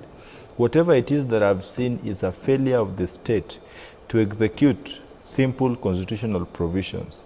Had we highlighted or removed the political interest from enforcing lawful practices, we would not be here. All right, I'll be coming back to you. Let me check what we are. I believe this is Nairobi. Nairobi, so that we get to understand exactly what is happening there. Let's listen in first. So maafisa wa polisi wamewasaidia sana. Tunashukuru. Agenda ni tafadhali, agenda ibaki kwa moja. Ruto must go youth. Tafadhali mkikuja hapa tao, mkuje mkiwa na nia moja ya kupeleka Ruto nyumbani. Hii mambo mengine ya kuibia Wakenya wenzenu hapana. Agenda ni moja, Ruto must go. Tuko pamoja. Haya ni maoni ya wafanyabiashara hapa mjini Nairobi. Mpiga picha wangu Lazarus atakuonyesha pale pia. Kuna nyumba moja hapa Platinum Plaza ambao waandamanaji ama wale wahuni wamejaribu kuvunja na kuibia wafanyabiashara. Na sasa imekuwa mbaya zaidi kwa sababu kiangalia hapa chini hata hizi taa ambazo za kuonyesha wapita njia ama wenye magari zimeangushwa. Na imekuwa tu mambo yamekuwa kangaja mjini Nairobi, ambapo sasa maafisa wa polisi wanajaribu tu kushika doria na kuacha kuwa ati kila kitu imesimama, amani imerejea na kila kitu lakini sasa wakati huu kila kitu imesimama na biashara za watu saa hizi ndio wafanyi biashara tu wako na wasiwasi mwingi, kwa sababu wanaona kuwa sasa imekuwa ni tofauti sana. Ni biashara zao ambao sasa zinaangaziwa ili wale wahuni ambao wamejificha katika maandamano waweze kupora na kuharibu mali ya watu. Lakini wamesema wako gangari, watajipanga na wataachilia kuwa kila kitu imesimama. Wanashikania na polisi, wameshikana na polisi kulinda mali yao. Wanasema hawatakubali. Waandamanaji wawe wa amani, waache kuingilia biashara za watu. Kama neno ni maandamano, iwe maandamano ya amani. Lakini wakati huu ama sasa hivi tumeona si maandamano ya amani tena, kwa sababu vurugu imetokea mjini Nairobi. Polisi wanajaribu kupiga vitoa machozi kwa wale waandamanaji ama wale wahuni ambao wanapiga biashara ama wanajaribu ama wana target biashara za watu. Na hii ni barabara moja ya Tombo, na ndio inaonekana kuwa hapa ndio walikuwa wamejipanga ama walikuwa wameamua wataharibu. Na ndiyo saa hizi maafisa wa polisi wamejikakamua, wamejizatiti. Mpiga picha wangu atakuonyesha pale kuna kibanda ambao imewaka moto, imechomwa pale. Kuna kibanda ambacho kuna mfanyabiashara mmoja alikuwa anapiga pale biashara yake ya M-Pesa, ama alikuwa anauzia watu kadi na vitu zingine. Ni kibanda cha wale watu wa kuosha ama kupaka rangi viatu, wa kushona viatu, kimechomwa. Na sasa inakuwa tena si maandamano, ni uharibifu wa mali. Ni kibanda ambacho kuna wafanyabiashara kwa wamejipanga hapa kuweza. All right, those are live pictures from the streets of Nairobi, just painting painting a picture on exactly what is happening on the ground and what this has turned out to be. Let me come to you, Amos, before I go back to Sankara. One person has said that you see, the mission in this particular protest should be Ruto must go. But what we've been able to experience at the moment is what what they're saying is Uharibifu wa Mali, to be using specific terms that he actually did use. What do you make of this at this particular moment? When it started, it was new phase of protest, but we seem to be going back to what has been always describing what protests in the country are. Thank you. First, I'd like to agree with the guy, because our main agenda is Ruto must go, and we stand by that. The main thing, as whatever the president have raised right now, I feel like the security team, and that's the police, they should be deployed more, so that to protect not specifically the protesters but also the businesses, those for the protectors and those for businesses. Okay. Because it's in such circumstances, because right now we understand that conflicting interests, whereby there are those who are for the protest, there are those who are against the protest. Mm-hmm. And in such circumstances is where hired goons come in to just infiltrate the peaceful protests that we are witnessing, that we have witnessed, and like in some areas, to come and infiltrate and destroy that given peaceful protest name. Okay. So now, this is the thing. So how does a police officer, how they start to get to differentiate who is a peaceful protester and who is a goon when it comes to dealing with the people that are taken to the streets? Unless somebody touches someone's property, you wouldn't know. From the protest we've seen, those who are peacefully protesting, even at some extent putting the business, apprehending those who are claimed or who are allegedly seen to be thieves, and handing them to the police or the force. So I'll encourage kindly, let the protester also play a role in this, in protecting other people's businesses, and ensure that the main agenda has been realized. So the police can come in by just not really lobbing tear gas and using water cannons, but instead they should come and like form an alliance somehow with these peaceful protesters, asking them kindly, can you just identify to us those whom you allegedly see as goons, those who are assumed to be infiltrating the protest. To be infiltrating the protest. Yes. Let me come to you, Geoffrey. How do we go about this in terms of balancing between who is a peaceful protester and who is a goon? And at the same time, you know, people are taking to the streets lamenting about police brutality. When do we think and say, okay, now it's time to start working together to identify who the goons are, so that we can be able to apprehend them, and police at the same time allow the peaceful protesters to, you know, go about their constitutional right when it comes to picketing? First and foremost, my very first reflection into this discussion is the police have the ability to identify and to distinguish the peaceful protesters and the goons who are infiltrating our protests or otherwise peaceful protests and vandalizing public property, causing chaos, harming other people's property, and also I must assume the participants of the demos. So one, an armed individual is clearly not taking part in the violence that is being reported, or rather being articulated by the business community. So they must be able to do that, and they are trained effectively to be able to capture people who are vandalizing other people's property. But they should not center that conversation by generalizing the young people who are participating in the peaceful demos.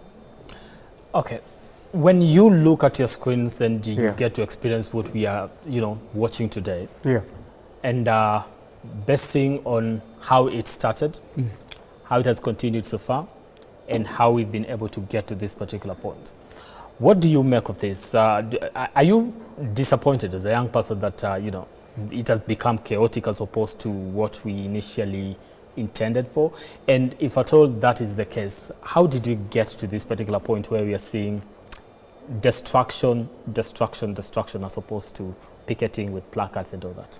Yeah, absolutely right. I feel angry about the hired guns who are causing violence, destroying people's property, and painting a bad picture on us young people who are taking to the street to demand for accountability, to demand for fresh elections, and demanding the president and his government to step down. And it brings me back to an incident last week when I was out in the street picketing, when Boniface Mwangi warned young people taking to the street that they need to leave home because he had information that hired guns were getting into CBD and harming people and destroying people's property. What happened? People turned against him, and what later transpired included the killing of Rex and other young people who lost their life that very evening. So we have to look at how the security officers are also handling this matter. Okay.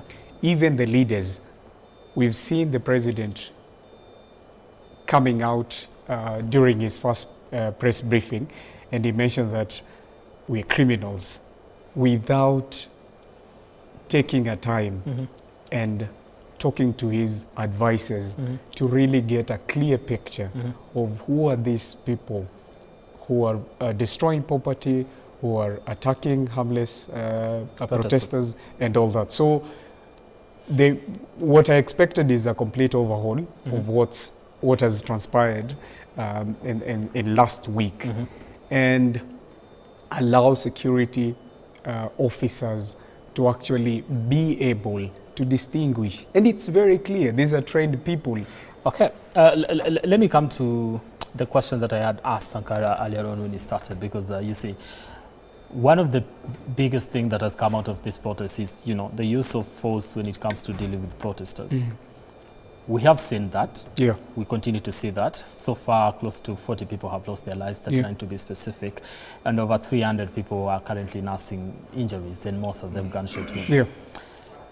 The kind of force that has been meted on the people that are taking to the streets, what would you say to that first, as a young person, that most of the time when you call for protest, you are on the streets, championing for your rights? How does that speak to you? It's completely appalling just to see how the government, the current government, and Ruto's administration is actually reacting to our protests.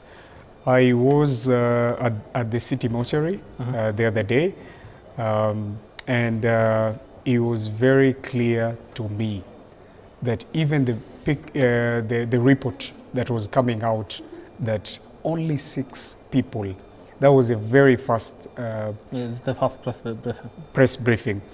When I was there were more bodies.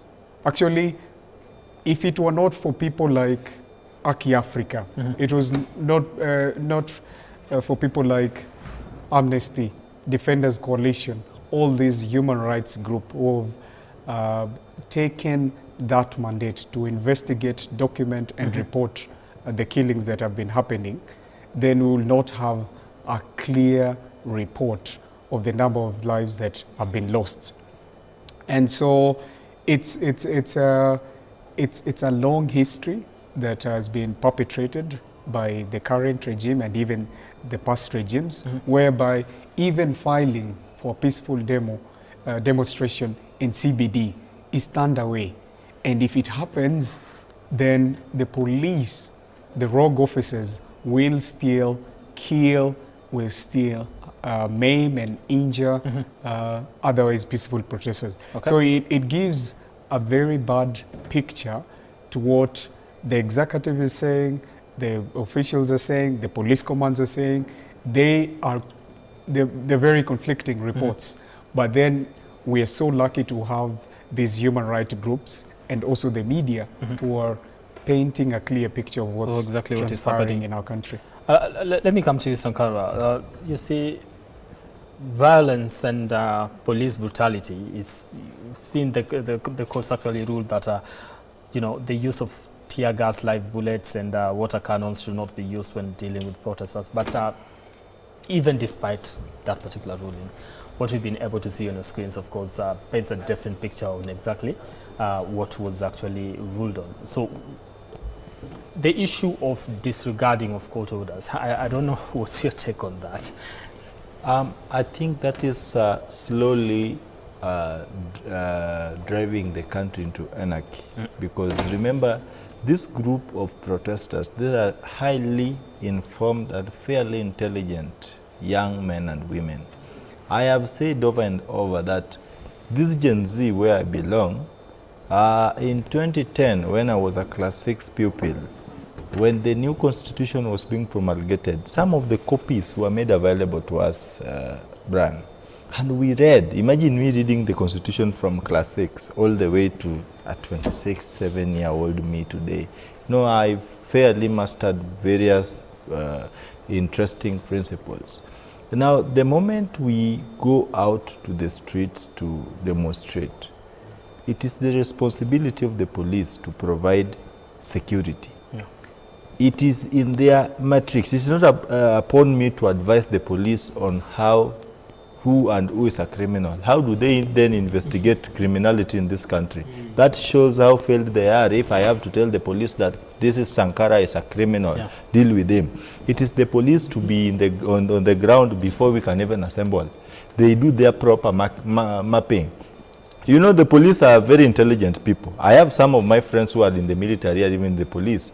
These people can tell that this is a criminal before you can even engage them to speak. How then do they fail to deploy such skills when it comes to peaceful protest? We know the police take orders from the executive arm of the government.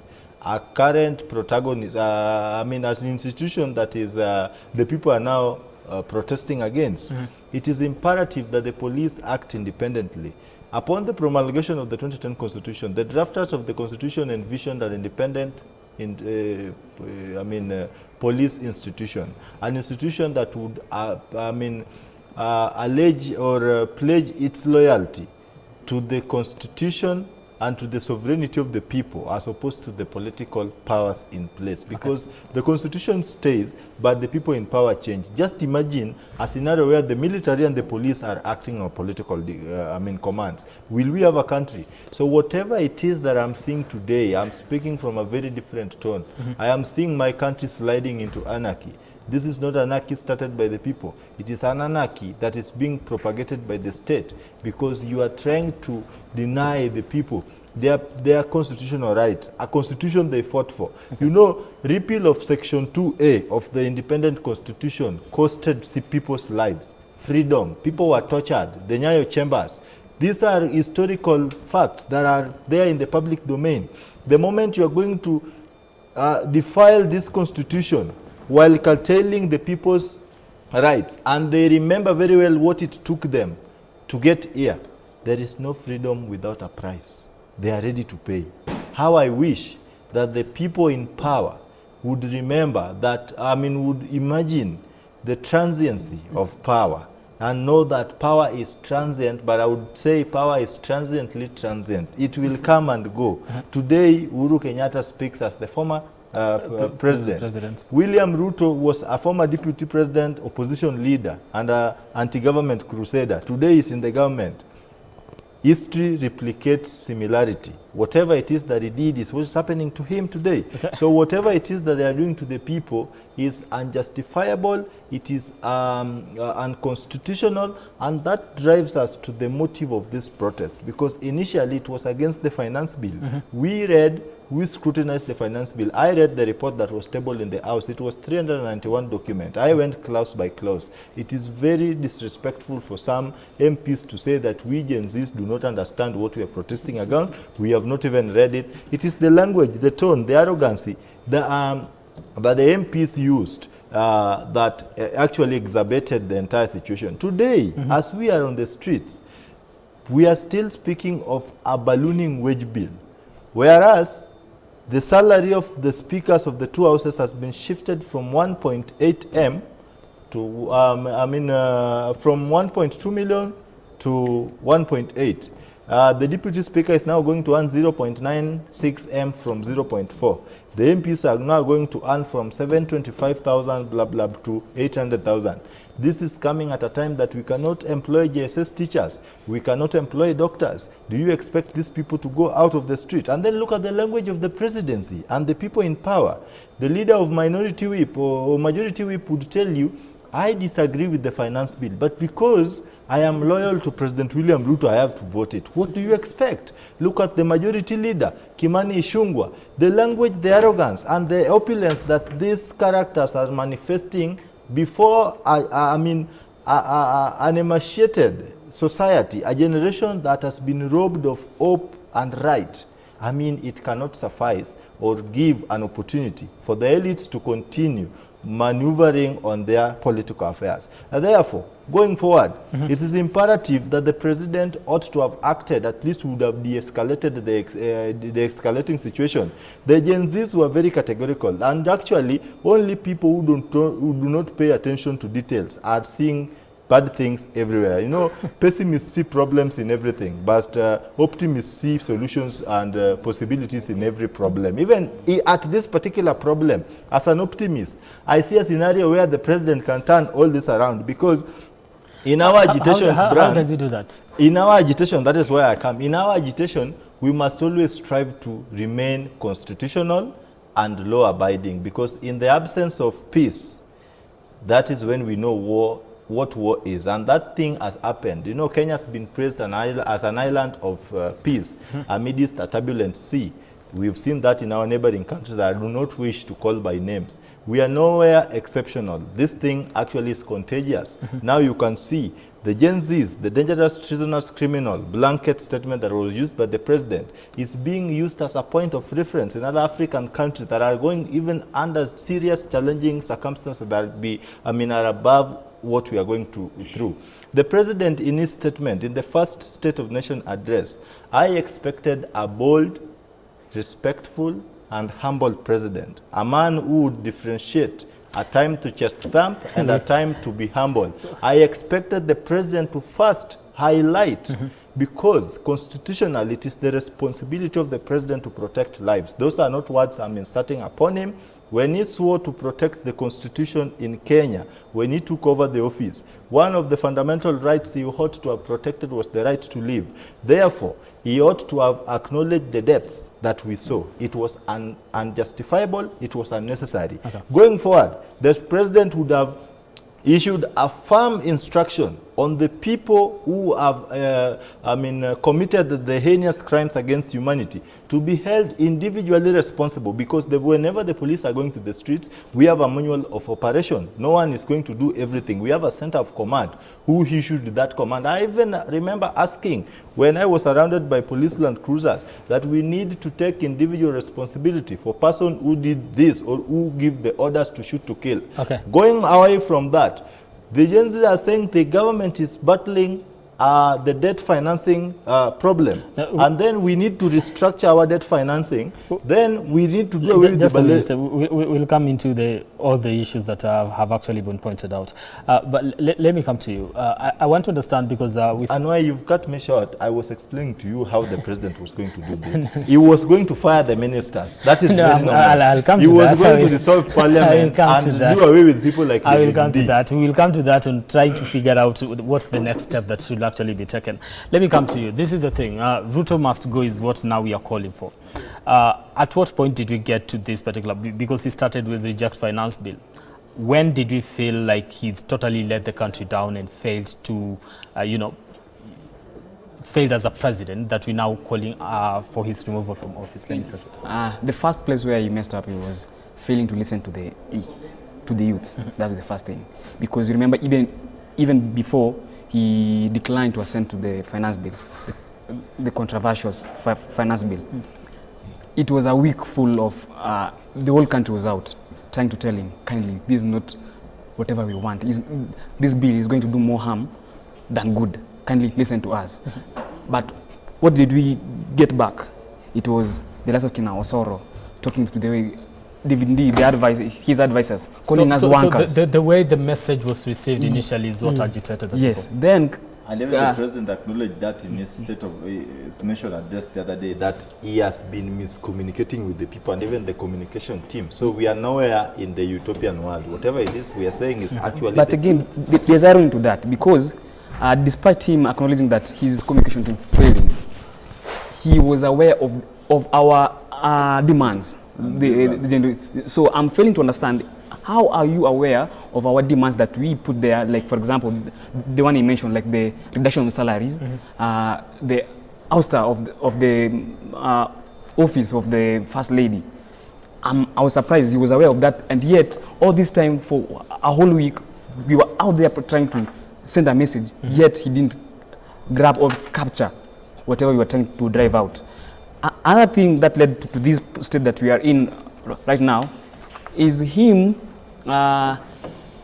because now we are past finance bill, because it was rejected, but also we are still in doubt, because there's the way the constitution alleges, like after 14 days something, it hasn't been put out clearly yet that is this finance bill really out, because there are some doubts also with the clauses, deleting of the clauses and recalling back. So, but let us assume that we are out of the finance bill. Another place where the president failed to get it right is the prosecution or the actions to be taken against almost half of his cabinet, because there are all these issues of corruption. Although we're going to get to that, but that's one thing that has propagated or propelled the demonstration this far, because the youths were so clear. Kindly, those who are involved in scandals, corruption scandals, can they step down while the investigation is being done? Okay, the president did say, I can't fire people without proper evidence. He's not going to, be what to practice again what happened in the last regime, whereby cabinet secretaries were being fired just because on allegations of having misappropriated funds and things like that. That was his statement. That's what he said. I will not fire people without proper evidence. What do you say to that? Because you are saying your cabinet secretaries are corrupt, but he's saying, okay, so what's the evidence that proves they are corrupt? I can't take I'm sorry, but I can't take the president's words to I can't believe it, because the same president, from whatever he presented to us during his campaigns or whatever, is different, is totally different to whatever he has implemented. Like, for example, we can use extreme areas, like, for example, the education sector, the health sector.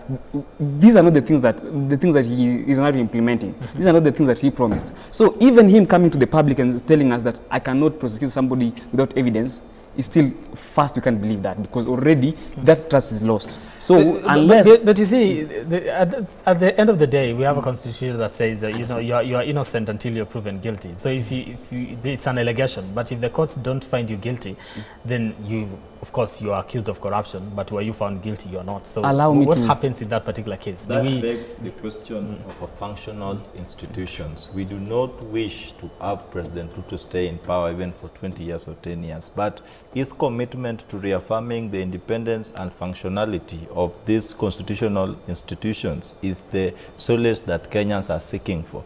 As long as the institution, if I'm taken to court today, I am processed in a police station and prosecuted in the best possible legal way, we don't have a problem with that. As long as I have been accused of public theft and relevant institutions are unleashed to do their constitutional responsibility, I don't have a problem with that. So the failure and this, conflict of interest, state capture, this is something that the president was so loud about.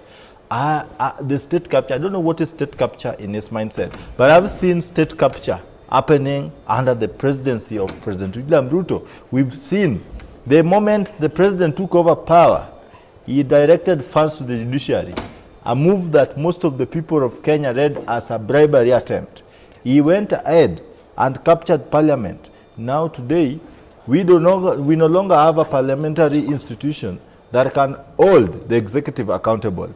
This is a usurpation of the sovereignty of the people. You know, Brian, under the 2010 Constitution, Article 1 and 2, Chapter 1 of the Constitution speaks of Article 1, the sovereignty of the people, and then Chapter 2 speaks of the supremacy of the Constitution, and then 3 also speaks of the defense of that Constitution. So you realize that the moment the executive has captured parliament, then judiciary is also somehow they are in the process of negotiation of going to bed with the executive.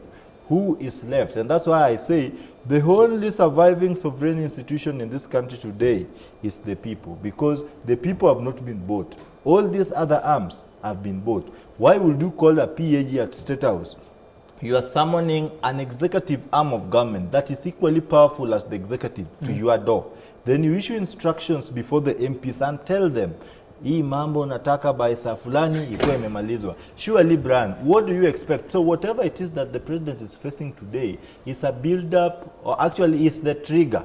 The people of Kenya have been bitter, not with President William Ruto alone, even with Uhuru Kenyatta and the predecessors. But the trigger is the finance bill, the arrogance, chest thumping, opulence, and attitude of I don't care. Imagine an MP who is earning less than 800,000 is dishing 20 million every weekend on an Arambe. Okay. Imagine an MP. I can feel your pain. It is so sad. And then I'm sitting here. I have worked in a public hospital. You find old persons cannot even access medical services. We don't have enough personnel in the hospital, not even in the mortuaries to take care of the dead ones. I mean, we are taking this country for a joke. And I think if the president is not serious, the writings are on the wall. I know even biblically, now that this is a prayerful government, we add King Ahab and prophets of Baal. I can see King Ahab and prophets of Baal. The president is acting in the capacity of King Ahab, while the religious leaders around him and the advisors are the prophets of Baal. Okay. When the people shall decide that enough of the biblical preachings, now you see the writings on the wall. But it's never too late to do the right thing. But this is the thing, talking about doing the right thing. He is calling for a conversation with the youth.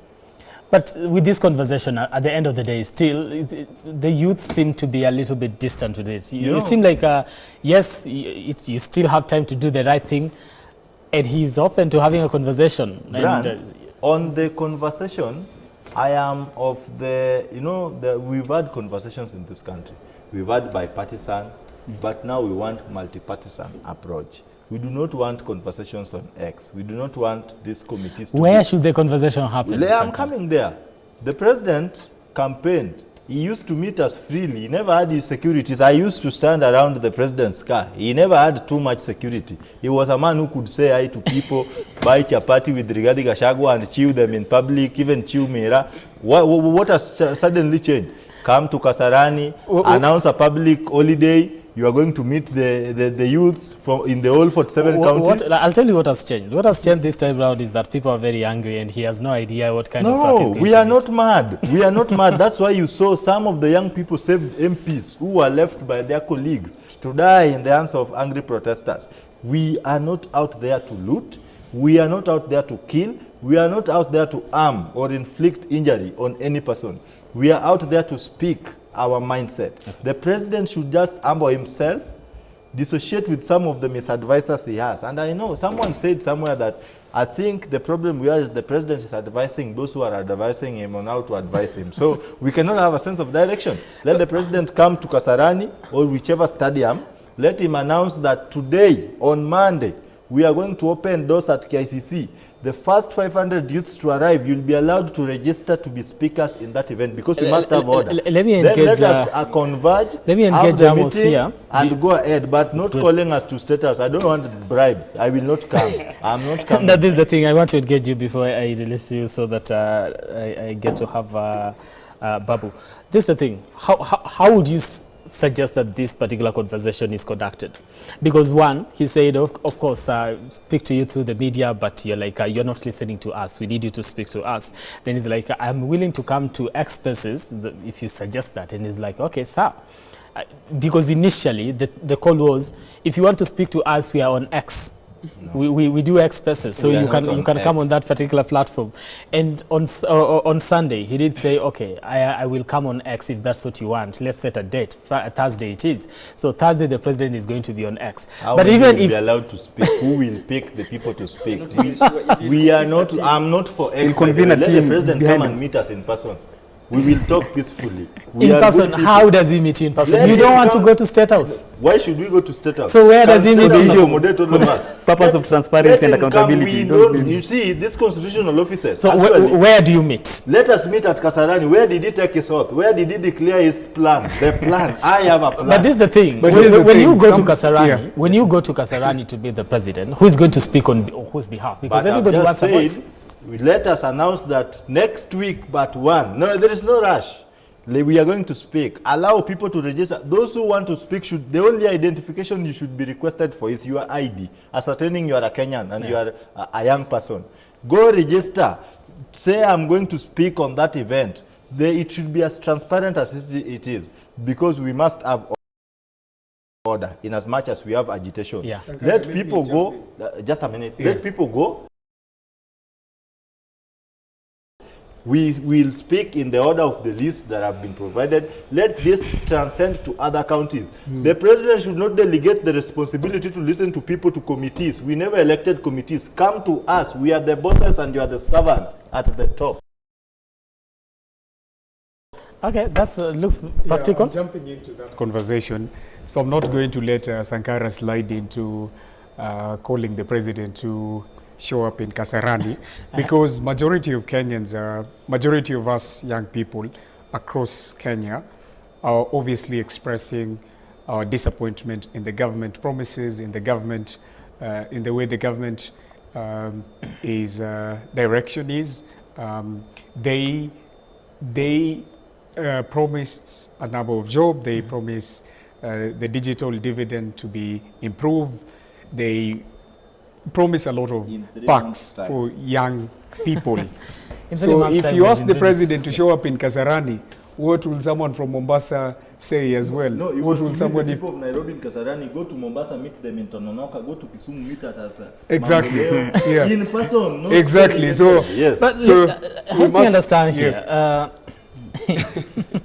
Where are you missing? I'm here. Ask me, I will explain. It is possible. We have to be very inclusive of yes, every young person if in we this go country. to X, yeah. There are people I've seen on the demonstration, because I've gone to the streets actually, and that day I left, I got frantic phone calls because I spoke to Al Jazeera and France 24, and I was saying the president has captured the judiciary and parliament. I do not apologize. That is the position.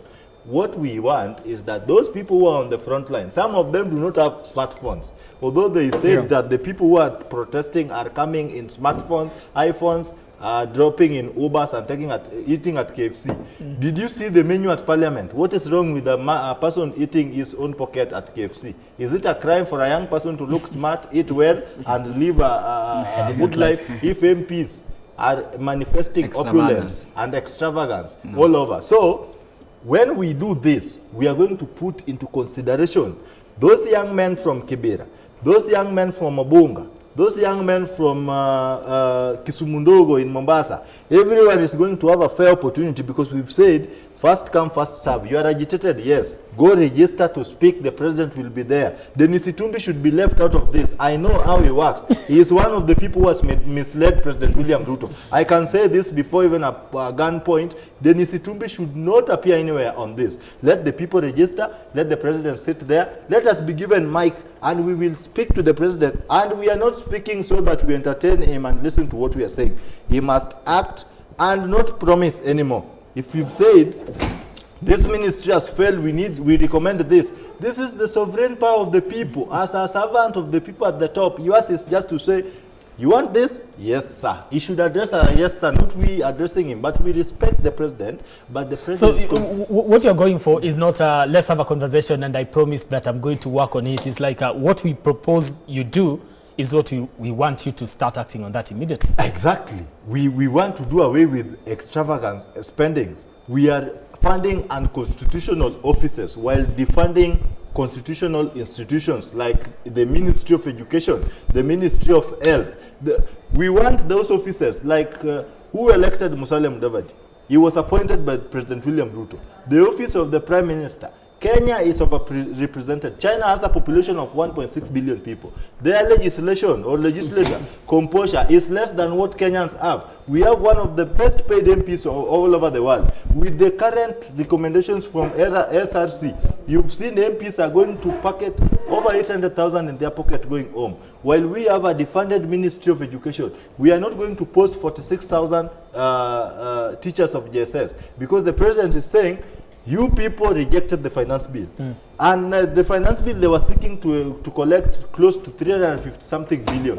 We are now going to borrow almost $1 trillion. So we are agitating against debt financing structure. You are still telling us to our eyes, I am going to borrow so that the government run. We can do what we call, for lack of a better word, I've just forgotten, but there's a very financial term that we use in these offices to ensure that we spend on what we are spending. Today, Moses Kuria confirmed that a driver has not gone out for 3 months. Now, because the CS is in Mombasa, the driver is driving a government vehicle, fueled on government fee, parked at a government fee, just because he has not been out for 3 months and is on salary. He is going out because the CS is going. We really want accountable trips.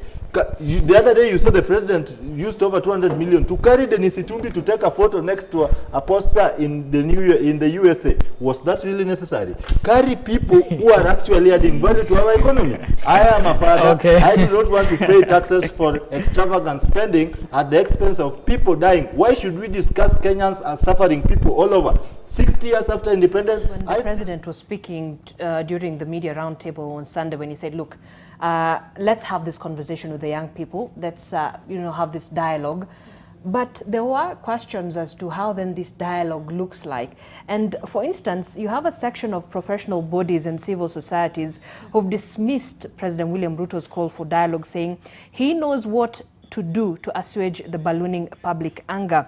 And this is in response to the formation of that national multi-sectoral forum by the head of state trying to, tame the ongoing, unrest by the youth. So who do we have? You have the Law Society of Kenya, the Kenya Medical Association, the Kenya Union of Journalists, and also a number of other society groups saying, the president, you know where the problem is. Just execute. Why can't the executive just deal with these issues? Yes, I listened to that interview as well, and like many other Kenyans, you could sense that there's a sense of, there's a lack of genuineness in terms of moving the country forward, dialogue aside. Like you're saying, and like everyone else has been saying, especially in the civil society organizations, the president knows where the problem is and why the seething and the simmering anger seems to be relentless. We have issues of corruption. We have convicted persons within state offices, be it in Bunge, be it in the executive. We have certain characters that, do not merit to be in some of these areas. You remember the fertilizer scandal that is still quite fresh in the minds of a lot of Kenyans. So if President Ruto and everyone else, I'd say the state and the executive was able to address some of those issues, look at corruption, look at the hemorrhaging in our economy, look at the joblessness, look at the punitive measures that are now driving away foreign investors, but also killing opportunities for jobs of Kenyans locally, and also local business opportunities. If he was able to address those issues, and I remember while the abductions were quite high, I think this was the weekend before Parliament was occupied, young Kenyans had created a very nice tabulated lists of concerns and grievances they would want addressed. Look at Linda Mama, the issue of HELB. There's so many, there's a litany, literally, of issues that have been presented to the president, and they're like, you know what, we don't have a problem with paying taxes, we don't have an issue with supporting the government, but can you look into these issues and address them? But on the other hand, we are not seeing goodwill on the side of the government in terms of addressing those issues, and in turn, they want to have a conversation. Kenyans are saying, no, we do not want this conversation. Address these issues. If you do not address these issues, then there's no way for us to keep moving forward. So I think, those are my thoughts. Yes, Suleiman. You see, Zainab, I agree with my sister. There are certain things that we need to have addressed. But those particular issues, there are those ones that are very urgent that he can do, and there are those that will take some time. There are those that involve at the policy level, he must tackle them. But if he's honest, there are certain things he must address right now. For example, the question of kidnaps, or people who are being kidnapped. As late as yesterday in the evening, there were updates on young Kenyans who are being taken away by the police. These particular abductions are now increasing or adding on to these particular simmering tensions and protests. That is number one. The second thing is, he addressed the media. There were certain questions that were posed about police brutality. Right. The president seems to be justifying the police actions, these particular killings by the police. To, I think, de-escalate the whole situation, what he needs to do is to come out and condemn police brutality in totality. He cannot at one point tell us, I've made the police independent, or the police are now reacting, the country was getting out of hand. It's not about that. Lives have been lost. And also it's about also honesty. If we have 39 or 40 Kenyans who have been lost, don't come and tell the people of Kenya only 19 have been lost. 19 itself is a lot to us. So I think the aspect of honesty and seriousness in terms of what he's telling the people matters. So if he addresses the question of abductions, if he addresses the question of all these young Kenyans who are now in police cells, who are being detained without being taken to court, they should all be released unconditionally. Then the other thing is that these particular police officers, who media houses such as NTV have already focused on in terms of their misconduct, those particular officers, and serious action should be taken against them. If you show this kind of particular actions, you are showing these particular young youth in terms of your good intention on your future ways of maybe addressing their serious concerns. We agree with him that if we talk about more job opportunities or free education, or according to very many things which are promised, some of them may take some time. We are agreeable to that. But again, on the flip side, we now have the road levy fund. I think it was in the newspapers. It's calling for public participation, and it's another levy that will be adding on to the petroleum prices. These young boys and girls are all educated. These are people who are on social media. These are people who can read the newspapers and also follow social media updates. You cannot lie to them, I think. The other thing is that when the appropriations bill has been signed, again, some updates are coming to them in terms of these particular monies that have been allocated to the office of the spouses of either the deputy president office or the spouse of the president. Now, these are serious issues of concern that you have to show them if you're honest. Address them in totality. Don't come to the media. Tell them we will have a conversation. Are you going to have a conversation with boys who are in Githura, who are around 1 million of them? Those who are in Quebec?